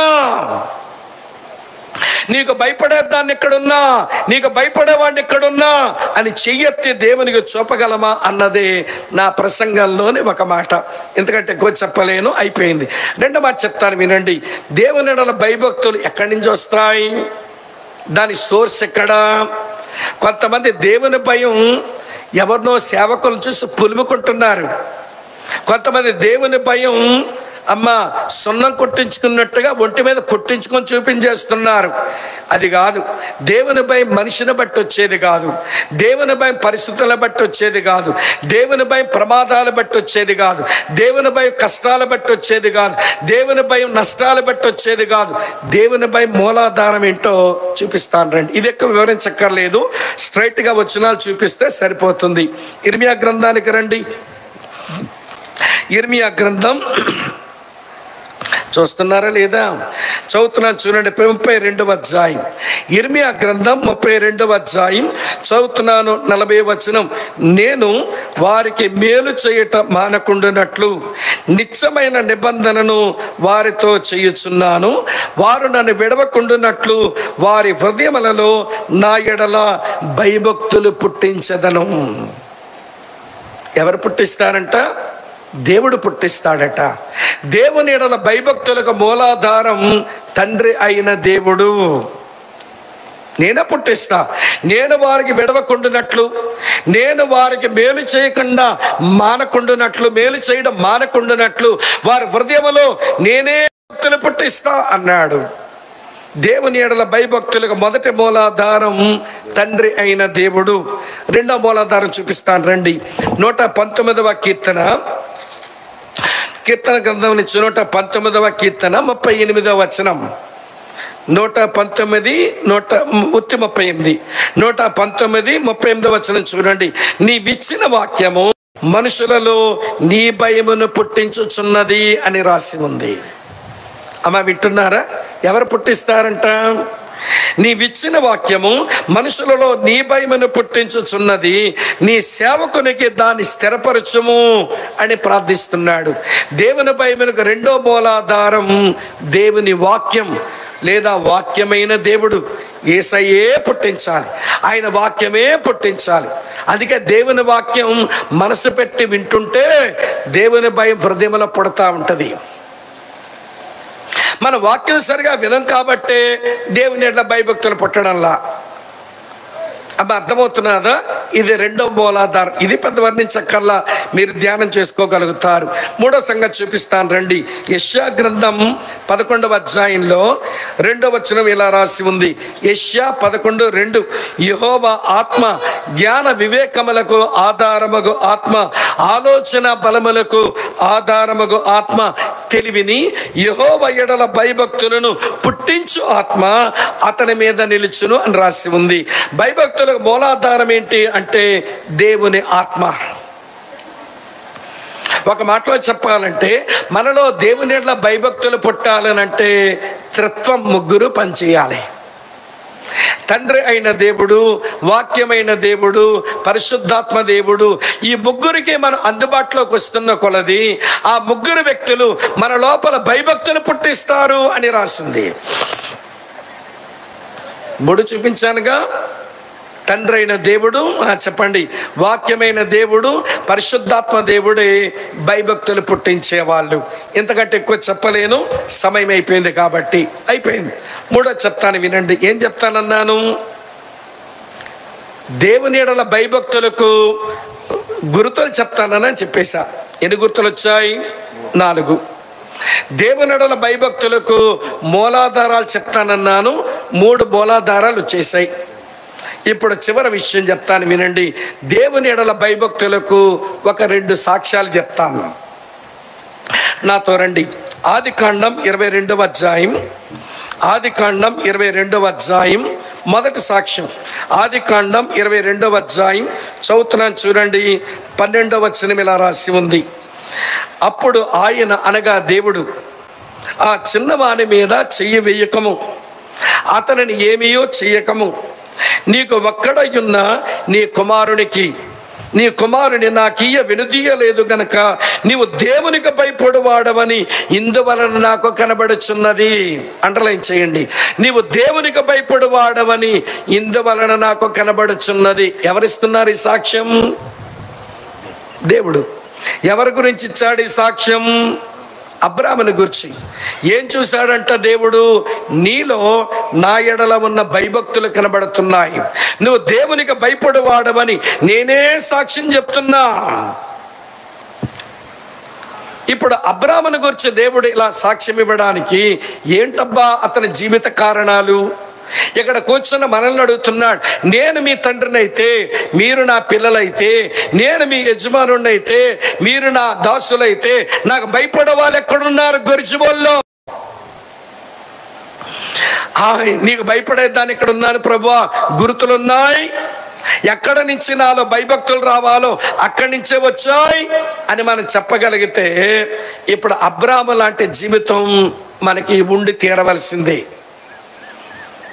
ఆదికాండం 22వ అధ్యాయం ఆధారంగా చేసుకుని ఏమి చూచి దేవుడు అబ్రాహాము భయపడేవాడని అన్నాడో వరుసగా కొన్ని టిప్స్ చెప్తాను. మళ్ళీ అవన్నీ వివరిస్తే మరొక గంట అవుద్ది. తమ్ముడు, మళ్ళీ అవన్నీ వివరిస్తే మరికొన్ని గంట అవుద్ది. అన్నీ చెప్పలేను కానీ కొన్ని టిప్స్ చెప్తాను, వరుసగా రాసుకోండి. అబ్రాహామును చూచిన దేవుడు నువ్వు నా భయం కలవాడవని దేవుడు సాక్ష్యం ఇవ్వడానికి మొదటి కారణం అబ్రాహాము దగ్గర ఉన్నది తాజా ప్రత్యక్షతల పొందడం. ఏంటమ్మా? Fresh revolutions. మీరు అపోస్తల కార్యం 7వ అధ్యాయం 2వ వచనంలో అబ్రాహాముకు దొరికిన తొలి ప్రత్యక్షత ఉంది. మహిమగల దేవుడు అబ్రాహాముని పిలిచాడని చదువుతాం. అక్కడ నుంచి అది తొలిమెట్టు. తర్వాత ఆదికాండం 12 నుంచి ఆదికాండం 22వ వచనం వరకు అక్కడక్కడ దేవుడు అబ్రాహాముకి తన ప్రత్యక్షతలు ఇచ్చినప్పుడు ఏదైనా పాత ప్రత్యక్షత వచ్చిందా?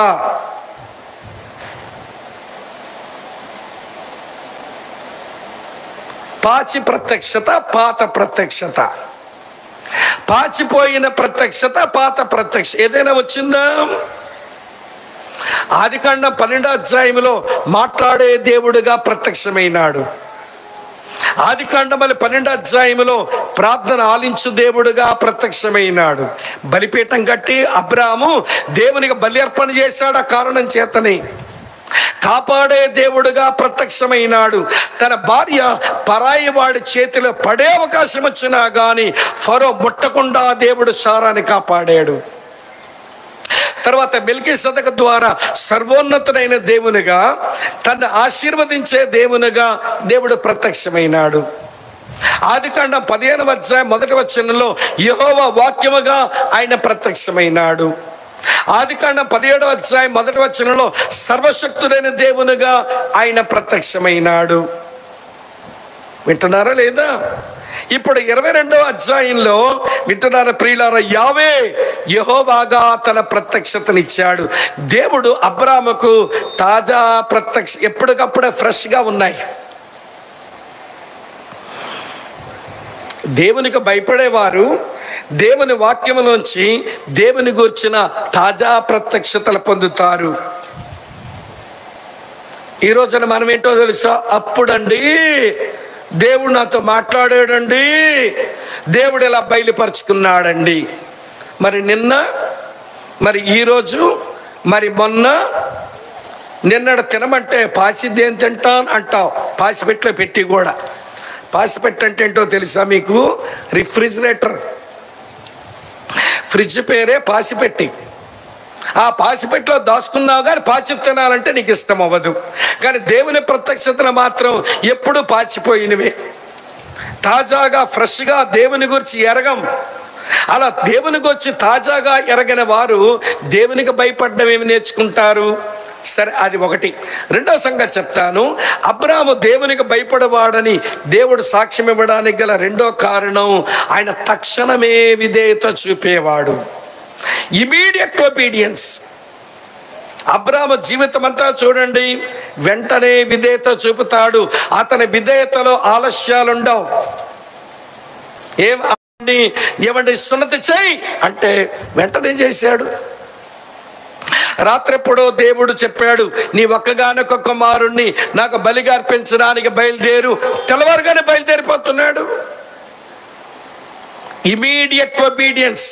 దేవునికి భయపడేవారు తక్షణమే విధేయత చూపుతారు.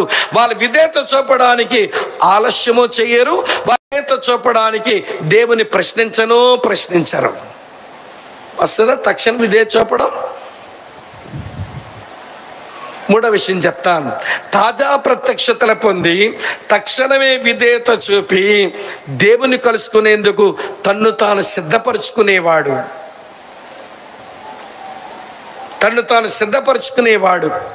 మళ్ళీ చెప్తాను వినండి. ఇప్పుడు మోరియా పర్వతానికి వెళ్ళాలి. కుమారుని బలివ్వడానికి గాడిద గంతవరు కట్టారు?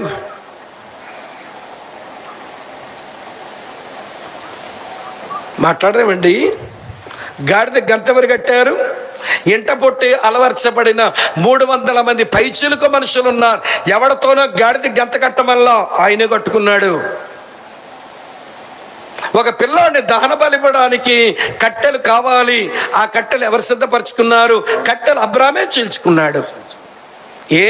ఎంట పొట్టి అలవర్చబడిన 300 మంది పైశ్చలుకు మనుషులు ఉన్నారు. ఎవరికైనా కట్టెలు కొట్టమంటే కొడతారుగా.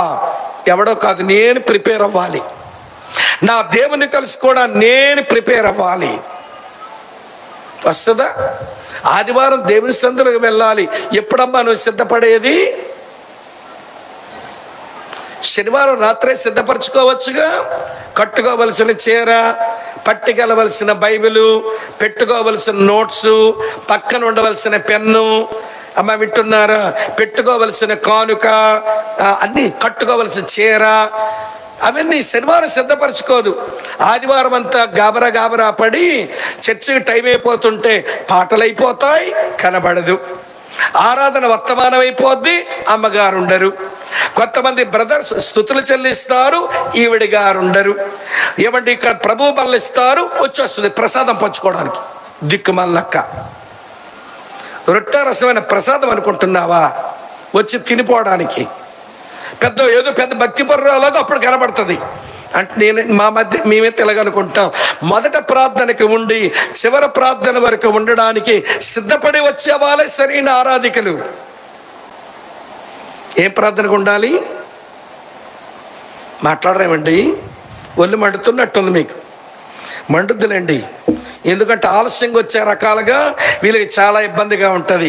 తొలి ప్రార్థనకే కూర్చొని చివరి ప్రార్థన వరకు ఉండి కూడిక అయిపోయింది ఇంటికి వెళ్ళండి అమ్మా అని ఇక్కడ ఒక ఆయన చెప్పేవారు కదలకూడదు.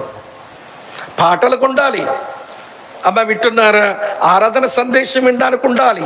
ఎవరో స్తుతులు చెల్లిస్తుంటే వాళ్ళతో మనసు కలిపి మనం ఆరాధించాలి. తర్వాత బల్లను సమీపించాలి, తర్వాత ప్రసంగం వినాలి, తర్వాత కానుక సమర్పించాలి, తర్వాత చివరి ఏమండి దీవెన తీసుకుని ఇంటికి పోవాలి. వీరు దేవునికి భయపడేవాళ్ళు. వీళ్ళ దగ్గర బోల్డంతా ప్రిపరేషన్ ఉంటుంది. మీలో ఎవరైనా ఆదివారం మందిరానికి వెళ్ళినప్పుడు కట్టుకోవలసిన చీర శనివారం సిద్ధపరుచుకుని అక్కల చేతులు ఎత్తండి అన్నాను అనుకోండి, ఒక చేయాలి లేవదని నాకు తెలుసు. అడగనులేండి, నాకు తెలుసుగా. జగమెరిగిన బ్రాహ్మణుడు జడ్జి వేయడం ఎందుకు? జగమెరిగిన బ్రాహ్మణుడికి వాడు జడ్జి వేయక్కర్లా. ప్రిపరేషన్ ఉండదండి. నాకు అబ్రాహాం ఎంత నచ్చినాడనంటే, అసలు నువ్వు వెళ్తుంది మోరియా పర్వతానికి కదా, అది అరణ్య మార్గం కదా, పిల్లాడు కాల్చడానికి కావాల్సిన కట్టెలే దొరకవు అక్కడ. ఎక్కడి నుంచి పట్టుకెళ్తున్నావు? దొరికిన పచ్చివి దొరికితే ఏం కాలుతాడు కొడుకు? ఒకవేళ అక్కడికి వెళ్ళినా కానీ ఎవడి పచ్చి కట్టెలతో ఏం కాలుస్తాను నా కొడుకుని? ఎక్కడే ఎండి కట్టెలు ఉన్నాయి, చీల్చేసుకుంటా మూట కడతా కొడుకు మీద పెడతా. ఎంత ప్రిపరేషన్ అండి! తాజా ప్రత్యక్షతలు పొందినవాడు, తక్షణమే విధేయత చూపినవాడు, తన్ను తాను సిద్ధపరుచుకున్నవాడు, దేవునికి భయపడేవాడు. నాలుగో విషయం చెప్తాను వినండి. నాలుగో విషయం ఏంటో చెప్తాను వినండి. తనలో ఉన్న విశ్వాసమును ప్రదర్శించిన వాడు. ఏమన్నాడు పని వాళ్ళతో? మీరు ఎక్కడనే నిలిచి ఉండండి, మేము పోయి మృక్కి వచ్చేదము అని అంటాడు. మేమంటున్నావేంటి? అతను చంపేస్తావు కదా పిల్లాడిని, నువ్వు అక్కడే వస్తావు కదా, మరేంటి ఏమీ తెలియనట్టు మేము తిరిగి వచ్చేదమంటాడేంటి ఈయన? 5వ వచనం చూడండి. తన పనివారితో, మీరు గాడిదతో ఎక్కడనే ఉండండి, నేనును ఈ చిన్నవాడును అక్కడికి వెళ్ళి దేవునికి మొక్కి మరలా మీ యొద్దకు వచ్చేదమని చెప్పి. వచ్చేదమనా? ఆ పిల్లాడిని చంపేయడానికి వెళ్తున్నావు కదయ్యా, నువ్వు అక్కడ వెనక్కి వస్తావు కదా, మళ్ళీ వచ్చేదనని చెప్పాల్సిన నీవు వచ్చేదమని అంటావేంటి? అదే విశ్వాస ప్రకటన. నాకు తెలుసండి, నా భార్య గర్భసంచి చచ్చిపోయింది, ఆమెకు నెలసరులు నిండుకున్నాయి, ఆమెలో స్త్రీ ధర్మం నిలిచిపోయింది. అలాంటి చచ్చిన గర్భసంచికి పునరుత్థానం ఇచ్చి అందులోంచి బిడ్డనిచ్చిన దేవుడు ఇప్పుడు నా బిడ్డను బలి చేసి దాని మీద దహన బలి మీద పెట్టి కాల్చేస్తే నా కొడుకు బూడిదైపోయిన బూడిదలోంచి మళ్ళీ నా కొడుకు నా దేవుడు నాకు ఇస్తాడు. బూడిదలోంచి మళ్ళీ నా కొడుకు వస్తాడు. అది తన విశ్వాస ప్రకటన. అమ్మ వింటున్నారా మీరు? ఎన్ని చెప్పాను ఇప్పుడు? తాగుణంతో గుర్తుపెట్టుకోండి, తాతో చెప్తానని. ఏమంటే మొదటి తాయి ఏంటి? తాజా ప్రత్యక్షతలు పొందినవాడు. రెండో తాయి ఏంటి? తక్షణమే విధేయత చూపినవాడు. మూడో తాయి ఏంటి? తన్ను తాను సిద్ధపరచుకున్నవాడు. నాలుగో తాయి ఏంటి? తనలో ఉన్న విశ్వాసం ప్రదర్శించినవాడు. 5వ తా చెప్తాను వినండి. 5వ తాయి ఏంటనంటే తన్ను తాను ప్రత్యేకపరుచుకున్నవాడు. మీరు ఎక్కడే ఉండండి. పనులను ఎక్కడ వదిలేశాడు? భార్యను ఎక్కడ వదిలేశాడు? నువ్వు ఇంటి దగ్గరే ఉండమ్మా అని అక్కడ వదిలేశాడు. భార్య ఏమో ఇంటి దగ్గర ఉంది, పనులేమో కొండ కింద ఉన్నారు, ఆయన మాత్రమే కొడుకుని తీసుకుని పోయాడు. ఆత్మ సంబంధమైన నేను చేసే ఆరాధన ఈ శరీరాలకు అర్థం కాదు. ఆత్మ సంబంధమైన నేను చేసిన ఈ ఆరాధన ఈ శరీర సంబంధాలకు అర్థం కాదు. వీళ్ళు అడ్డం పడతారు. ఊహించండి, చెప్తాను. ఇప్పుడు మోరియా పర్వతం మీద సారకు వచ్చింది అనుకోండి. అబ్రాము ఇస్సాకు కాలు చేతులు బంధించి బలిపీఠం మీద పెట్టి కత్తెత్తున్నాడు అనుకోండి. సారక్క బలి చేయండి, కాల్చేయండి అంటదా? ముసలితనములో కనింది కొడుకుని, అది కూడా ఒక్కగానొక్క కొడుకు, తన భర్తే బలిచ్చేబోతున్నాడు. అప్పుడు సారా ఏం చేస్తుందో చెప్పనా? నా కొడుకే, నా కొడుక, నిన్ను చంపబోతున్నాడు మీ నాయన, నా కొడుక, ఈ ముసలోడికే మైదరగం వచ్చింది నా కొడుక, నువ్వు లేకపోతే ఎలా బతికేదిరా నా కొడుక, నా కొడుకే, నా కొడుక, నువ్వు చచ్చిపోతే ఎలా బతికేదిరా నా కొడుక, నా కొడుకే, నా కొడుక.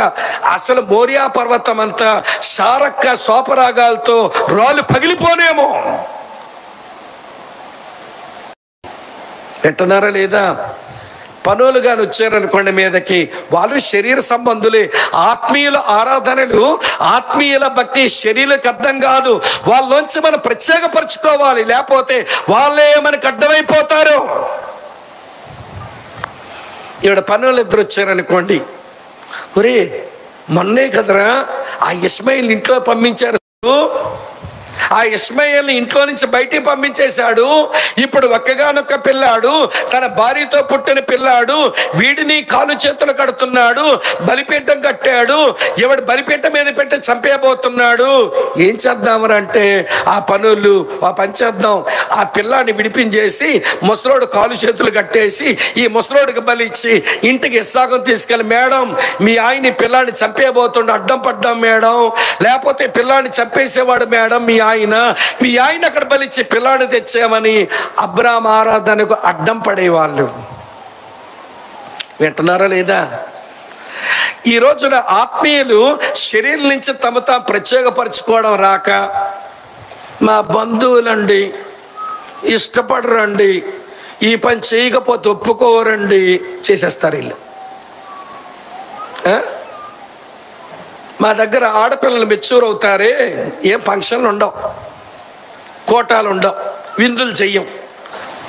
మీ మీద ఏమండి నేను ఏలుబడి చేసేటువంటి ప్రభువుని కాదు కదా, వాక్యానుసారంగా దేవునికి బాధ పెట్టకుండా మన కార్యక్రమైనా, మన పరిపాట్లైనా, మన ఆరాధన అయినా అది చాలా ప్రత్యేకంగా ఉండాలి. ఏమండి దేవుని హృదయాన్ని గాయపరచకూడదు, అట్లా చేసుకుందాం. ఏమంటున్నాడు అబ్రాహాముతో దేవుడు, ఇందువలన నీవు నాకు భయపడువాడవని నేను ఇస్తున్నా సాక్ష్యం.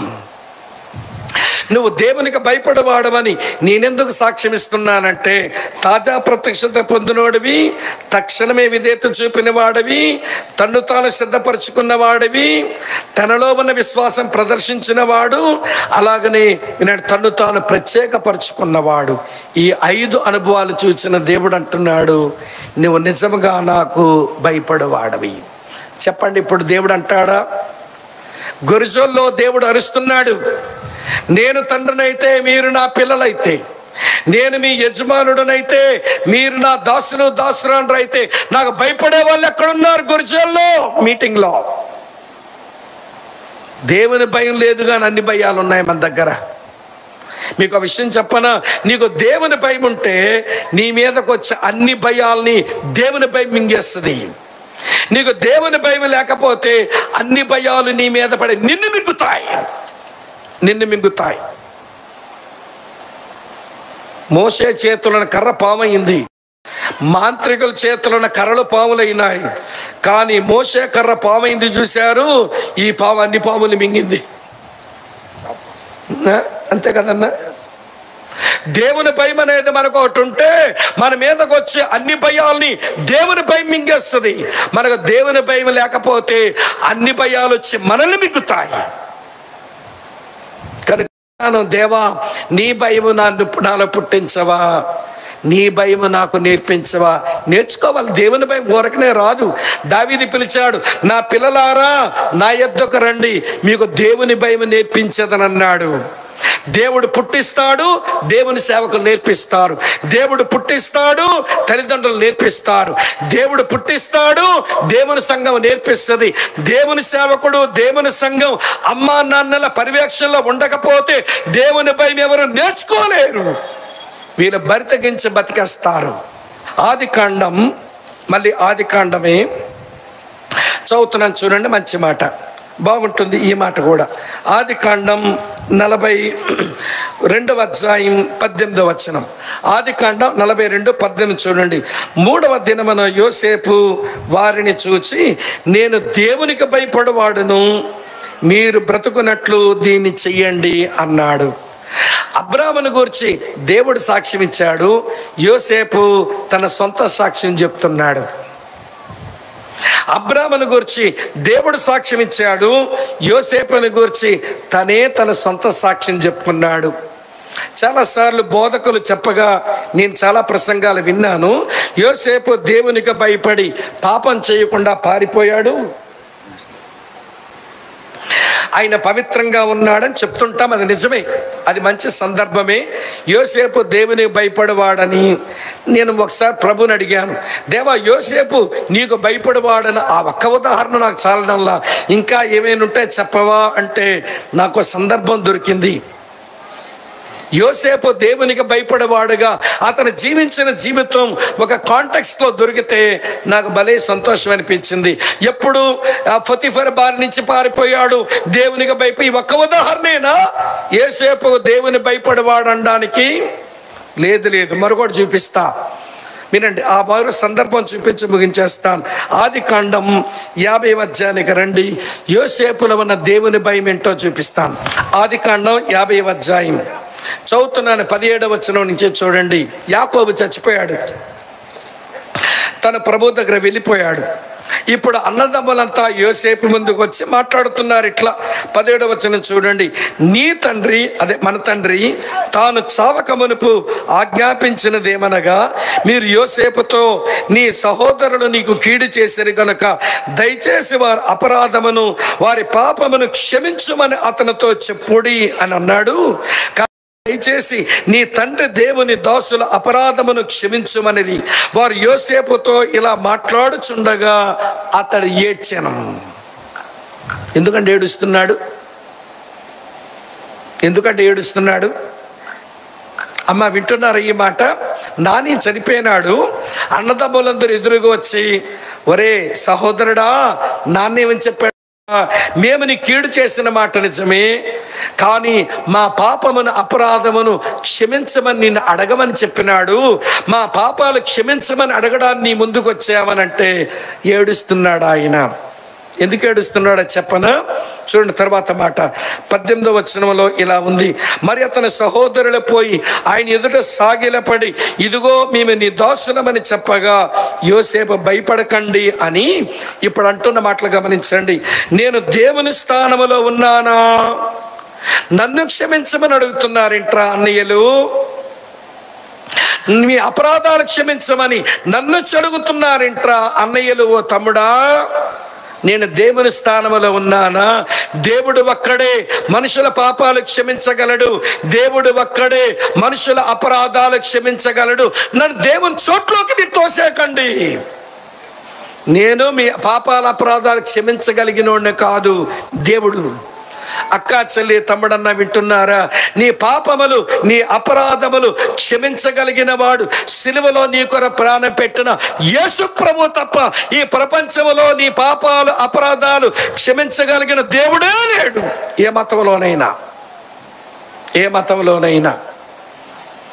యోసేపు దేవునికి భయపడేవాడని ఎట్లా చెప్పగలనంటే, మీ పాపాల అపరాధాలు క్షమించడానికి నేను దేవుని స్థానంలోకి వెళతానా? అమ్మో, దేవుని చోట్లోకి వెళ్ళకూడదు అనుకున్నాడు. వాళ్ళు ఎందుకు వచ్చేలా అడుగుతున్నారు తెలుసా మీకు? నాయన చచ్చిపోయాడు, ఇప్పుడు యోసేపు మన మీద పగ సాధిస్తాడేమో అనుకుంటున్నారు. పగ సాధించేది ఎవరు? దేవుడా మనిషా? రోమాపత్రిక 12వ అధ్యాయంలో ఉంటుంది, పగ సాధించువాడు దేవుడు. నేను కాదు పగ సాధించేవాడిని. నేను దేవుని స్థానంలో ఉన్నానా?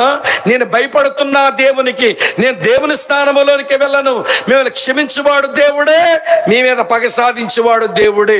నన్ను దేవుని చోట్లో తోసేకండి అంటున్నాడు.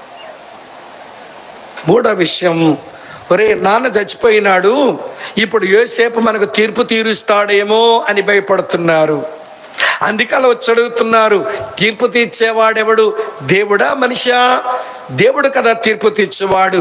నేను తీర్పు తీరుస్తానని భయపడతారు ఇంట్రా మీరు? నేను దేవుని స్థానమందున్నానా? దేవుడు రా తీర్పు తీర్చేవాడు, మీరు నాకు భయపడకండి అన్నాడు యోసేపు. నేను దేవునికి భయపడి దేవుని చోట్లోకి నేను వెళ్ళడం లేదు. దేవుడే క్షమించేవాడు, దేవుడే తీర్పు తీర్చేవాడు, దేవుడే పగ సాధించేవాడు. వీళ్ళు ఎందుకు వచ్చేలా అడుగుతున్నారో తెలుసా? నాయన చచ్చిపోయినాడు, ఇప్పుడు మనం పోషిస్తాడో పోషించడో అనుకుంటున్నారు. పోషించేవాడు దేవుడు రా, నేను కాదు. నేను దేవుని స్థానమందున్నానా? దేవుడు కదా పోషించేవాడు, మీరు భయపడకండి. దేవునికి భయపడే వాళ్ళు దేవుని చోట్లోకి వెళ్ళరు. అది ఇక్కడ ప్రిన్సిపల్ ఐడియా. దేవునికి భయపడేవారు దేవుని చోట్లోకి వెళ్ళరు. యోసేపు అంటున్నాడు, నేను దేవుని స్థానమందున్నానా? క్షమించువాడు దేవుడు, తీర్పు తీర్చువాడు దేవుడు, న్యాయం తీర్చువాడు, పగ సాధించువాడు దేవుడు, పోషించువాడు దేవుడు. నన్ను దేవుని చోట్లో పెట్టకండని అతను దేవుని చోట్లోకి వెళ్ళలేదు. అందుకని చెప్పగలిగాడు, నేను దేవునికి భయపడువాడను. ఇక్కడ చాలామంది ఉంటారు, ఎవరో ఏదో కీడు చేశారు, వాళ్ళు తిరిగి ప్రతి కీడు చేద్దామనుకుంటున్నావు, దేవుని చోట్లోకి వెళ్ళిపోతున్నావు. ఎవరో ఏదో అన్నారు, తీర్పు తీర్చేయాలనుకుంటున్నావు, నువ్వు దేవుని చోట్లోకి వెళ్ళిపోతున్నావు. ఎవరైనా తప్పు చేశారు, అపరాధం చేశారు, వాళ్ళ క్షమాపణ అడిగితే బాగుంది అనుకుంటున్నావు, దేవుని చోట్లోకి వెళ్ళిపోతున్నావు. ఎవరికో నీ కష్టార్జితంతో పోషణ ఇద్దామనుకుంటున్నావు, నీ భార్య పిల్లలకో నీ భర్త పిల్లలకో పోషిస్తున్నావు. నేను పోషిస్తున్నానంటున్నావు, దేవుని చోట్లోకి వెళ్ళిపోతున్నావు. పోషించువాడు దేవుడు, పగ సాధించేవాడు దేవుడు, తీర్పు తీర్చేవాడు దేవుడు, క్షమించేవాడు దేవుడు. ఎవరైనా ఈ పనులు నేను చేస్తాననుకుంటే వారు దేవుని చోట్లోకి వెళ్తున్నారు. వీళ్ళకి దేవుని భయం బొత్తిగా లేదు. యోసేపు అంటున్నాడు, నేను దేవునికి భయపడవాడను, దేవుని స్థానమందున్నానా? దేవుని చోట్లోకి వెళ్తాననుకుంటున్నారా మీరు? ఇప్పుడు మిమ్మల్ని అడుగుతున్నాను. ఆ రోజున యోసేపు అంటున్నాడు, నేను దేవునికి భయపడవాడనని సాక్ష్యం ఇచ్చాడు.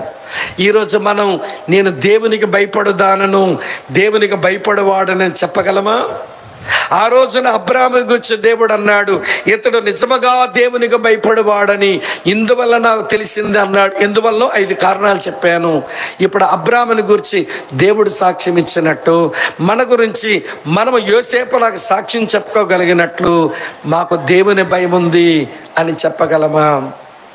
నేను మీ తండ్రినైతే, మీరు నా పిల్లలైతే, నేను మీ యజమానుడినైతే, మీరు నా దాసులైతే నాకు భయపడే వాళ్ళు ఎక్కడున్నారు? ఇల్లు కట్టుకొని ఇస్తే ఇల్లు కట్టుకున్నారు, మందిరం కట్టుకుంటే కట్టగనిచ్చాను, మందిరం కట్టారు. దేశం యొక్క ప్రాకారాలు కట్టుకోగా ప్రయత్నం చేస్తే కట్టుకొని ఇచ్చాను. మీకు అన్నీ నేను ఇచ్చిన తర్వాత మీరు నా భయం లేకుండా బ్రతుకుతున్నారేంటి? ఇప్పుడు వేషధారులైపోయారు, ఇప్పుడు మీరు విశ్వాసఘాతకులైపోయారు, ఇప్పుడు మీరు ఆధ్యాత్మిక వ్యభిచారులైపోయి మీకు ఇది తగునా? నా నామాన్ని నిర్లక్ష్య పెట్టువారులారా, నేను తండ్రినైతే మీరు నా పిల్లలైతే, మీరు మీ యజమానుడనైతే మీరు నా యొక్క దాసులైతే నాకు భయపడే వాళ్ళు ఎక్కడున్నారు? చెప్పండి. గురుజోల్లో కూర్చున్నాం, ప్రభువా నీ భయంతోనే బ్రతుకుతున్నాను అనే మాట చెప్పగలిగితే నీకంటే ధన్యుడు ఇక్కడ మరొకడు లేడని నీకు శిరం వంచి నీకు కూడా వందనాలు చెప్తా. ఒకవేళ దేవుని భయం లేకుండా బ్రతికితే తప్పు లేదు, పశ్చాత్తాపడదాం.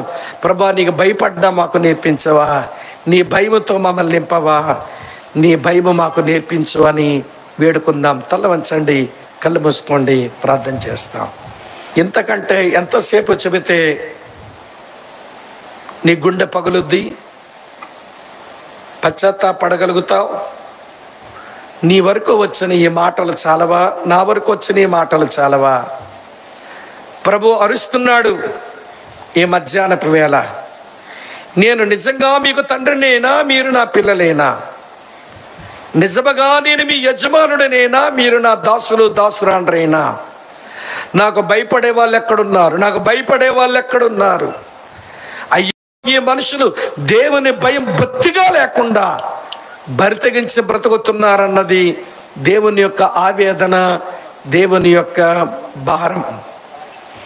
అదే మాట మనందరి వరకు తీసుకుని వచ్చాడు. కొన్ని మాటలు మీ సాంప్రదాయాలు ఆచారాలకు భిన్నముగా ఉన్న మాటలు ఒకవేళ నేను చెప్పానేమో, నా మీద మీరు ఆశపడకండి. దేవుని భయంతో బ్రతకడానికి తీర్మానించండి. ఉందా సంతృప్తి? ఉందా పవిత్రత? ఉందా చెడుతనమని విసర్జించే అలవాటు? మనలో ఉందా చెడుతనాన్ని అసించుకునే అలవాటు? నీ లోపల ఉన్న భయం తండ్రి వలన, వాక్యం వలన, ఆత్మ వలనే లోపలికి వచ్చాయా? లేకపోతే పులుముకుంటున్నావా? భయం ఉన్నట్టు నటిస్తున్నావా? అన్నదమ్ముల రక్క చెల్లులార వద్దు. మనం నటించి మనం మేలు తెచ్చుకోలేము. అబ్రాములో దేవుని భయము చూచాడు దేవుడు. యోసేపు తనలో తాను చూసుకోగలిగాడు తన దేవుని మీద తనకున్న భయాన్ని. ఈరోజు అటువంటి సాక్ష్యపు జీవితం మన కలిగి ఉండినట్లుగా దేవుని కృపను కోరుదాం. తల వంచి ప్రార్థిస్తూ ఉండగా అడగండి, ప్రభువా నీ భయము నాలో పుట్టించవా? నాకు నేనుగా నీకు భయపడలేను, నేను బలహీనురాలు, నాయనా బలహీనుడను. అబ్రాము లాంటి మంచి అనుభవాలు, యోసేపు లాంటి మంచి అనుభవాలు ఓ ప్రభువా నాకు దయచేయవని ఎవరికి వారమే ఇష్టంతో ప్రార్థన చేద్దాం. వాక్యాలు వినడం ఒక వ్యసనంలాగా చేసుకొని విన్నాములే అని సరిపెట్టుకోవద్దు. విన్న వాక్యాన్ని స్పందిస్తూ ప్రభువుని వేడుకుందాం. ప్రభువా నీ భయము నాలో పుట్టించు, నీ భయము నాకు నేర్పించు. నీ మందిరములో నీ సేవకుల ముందు నేను కూర్చున్నప్పుడు నీ భయము నాకు నేర్పించవా? మా కుటుంబ సభ్యుల మధ్య నేనున్నప్పుడు నీ భయము నాకు నేర్పించవా అని భారంతో ఇష్టంతో వేడుకుందాం, ప్రార్థన చేసుకుందాం. ముదిమి వచ్చు వరకు ఎత్తుకొని ముత్తాడును, సంక పెట్టుకొని కాపాడును. యేసయ్యా తల్లిలా లాలించును, తండ్రిలా ప్రేమించును. తల్లిలా లాలించును, తండ్రిలా ప్రేమించును.